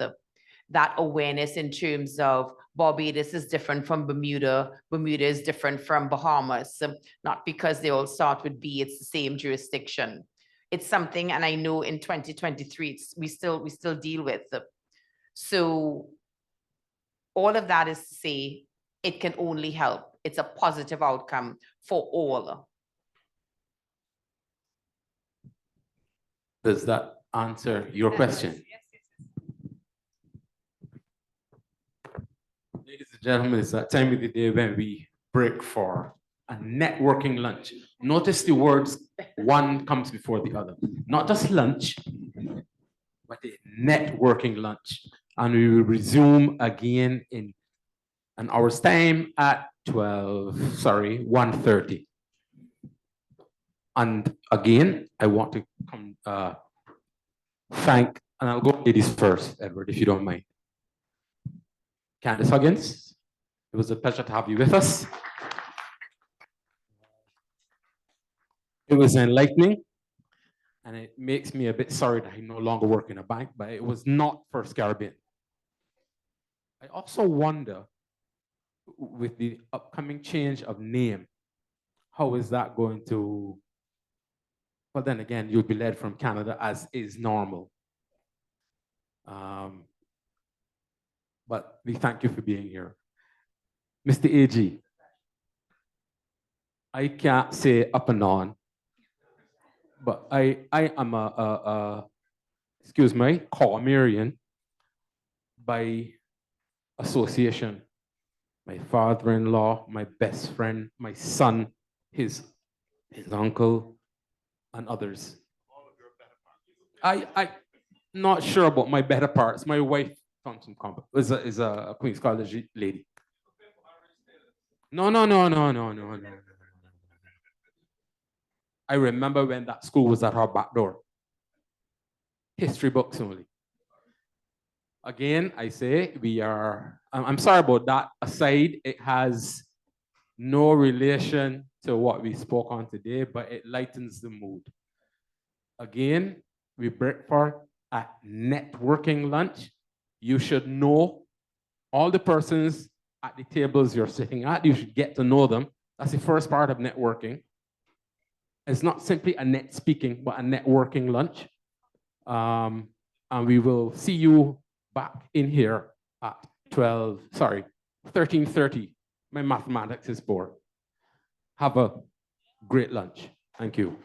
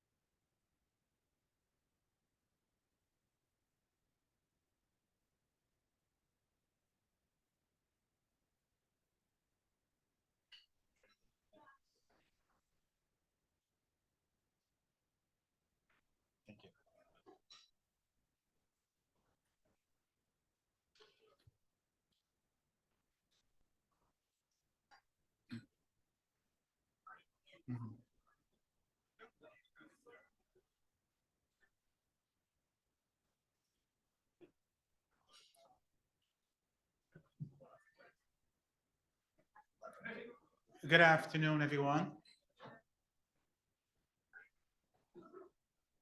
Hope you enjoyed lunch. It's time for us to commence our next session. And I just want to briefly recap some of what we might have covered so far for the morning. And we had a discussion around combating cybercrime and money laundering. And then that was followed, of course, by the panel discussion on cybercrime, artificial intelligence, and offensive security. Then we had Hallam speaking on the whole question of cryptocurrency and the regulatory environment. And of course, we had a panel discussion on de-risking with the AG and the Attorney General and Candace Huggins. Then we took a break for lunch. I trust it was enjoyable. We are all satisfied and we are ready to go for this afternoon session. In this afternoon session, we're going to be looking at quite a few things. We're going to be looking at the cyber risk landscape as it affects the financial services sector. Then we take a look at cybercrime and that being a global financial crime issue. And of course, with all the risks, we know that one of the things to mitigate risks, we're going to look at the whole question of cyber insurance and how to safeguard our digital assets. Then we discuss the importance of KYC in AML and the prevention of cybercrime. And then we'll go to break and come back to wrap up the evening with a panel discussion on anti-money laundering and how to detect financial crime through transactional monitoring. So we've got quite a bit on for this evening. And please remember that we would be sharing the presentations with you after the session. And we'd also want to encourage that if you have any questions or comments for those who may be online, that we'd want for you to share those with us. And at the end of the session, what we will do is that those questions and comments that have been shared will be formulated. They may not all be addressed this afternoon, but they will be formulated and the answers to those will be shared after the session along with the slide presentations. So, all right, so we'll move into this afternoon session. We will take a look at the cyber risk landscape and how it affects the financial services sector.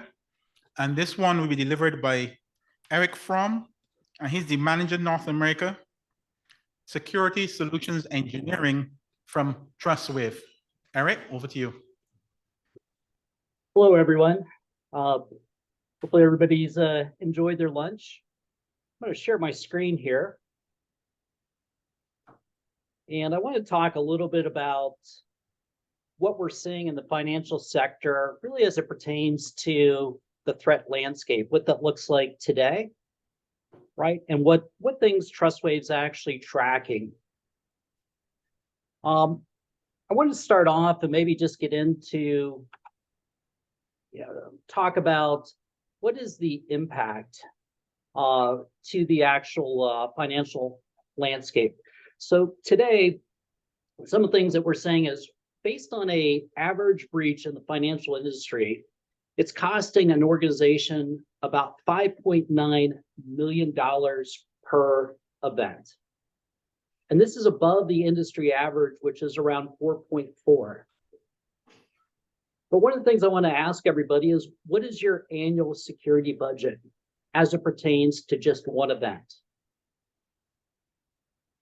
Right? Think about that.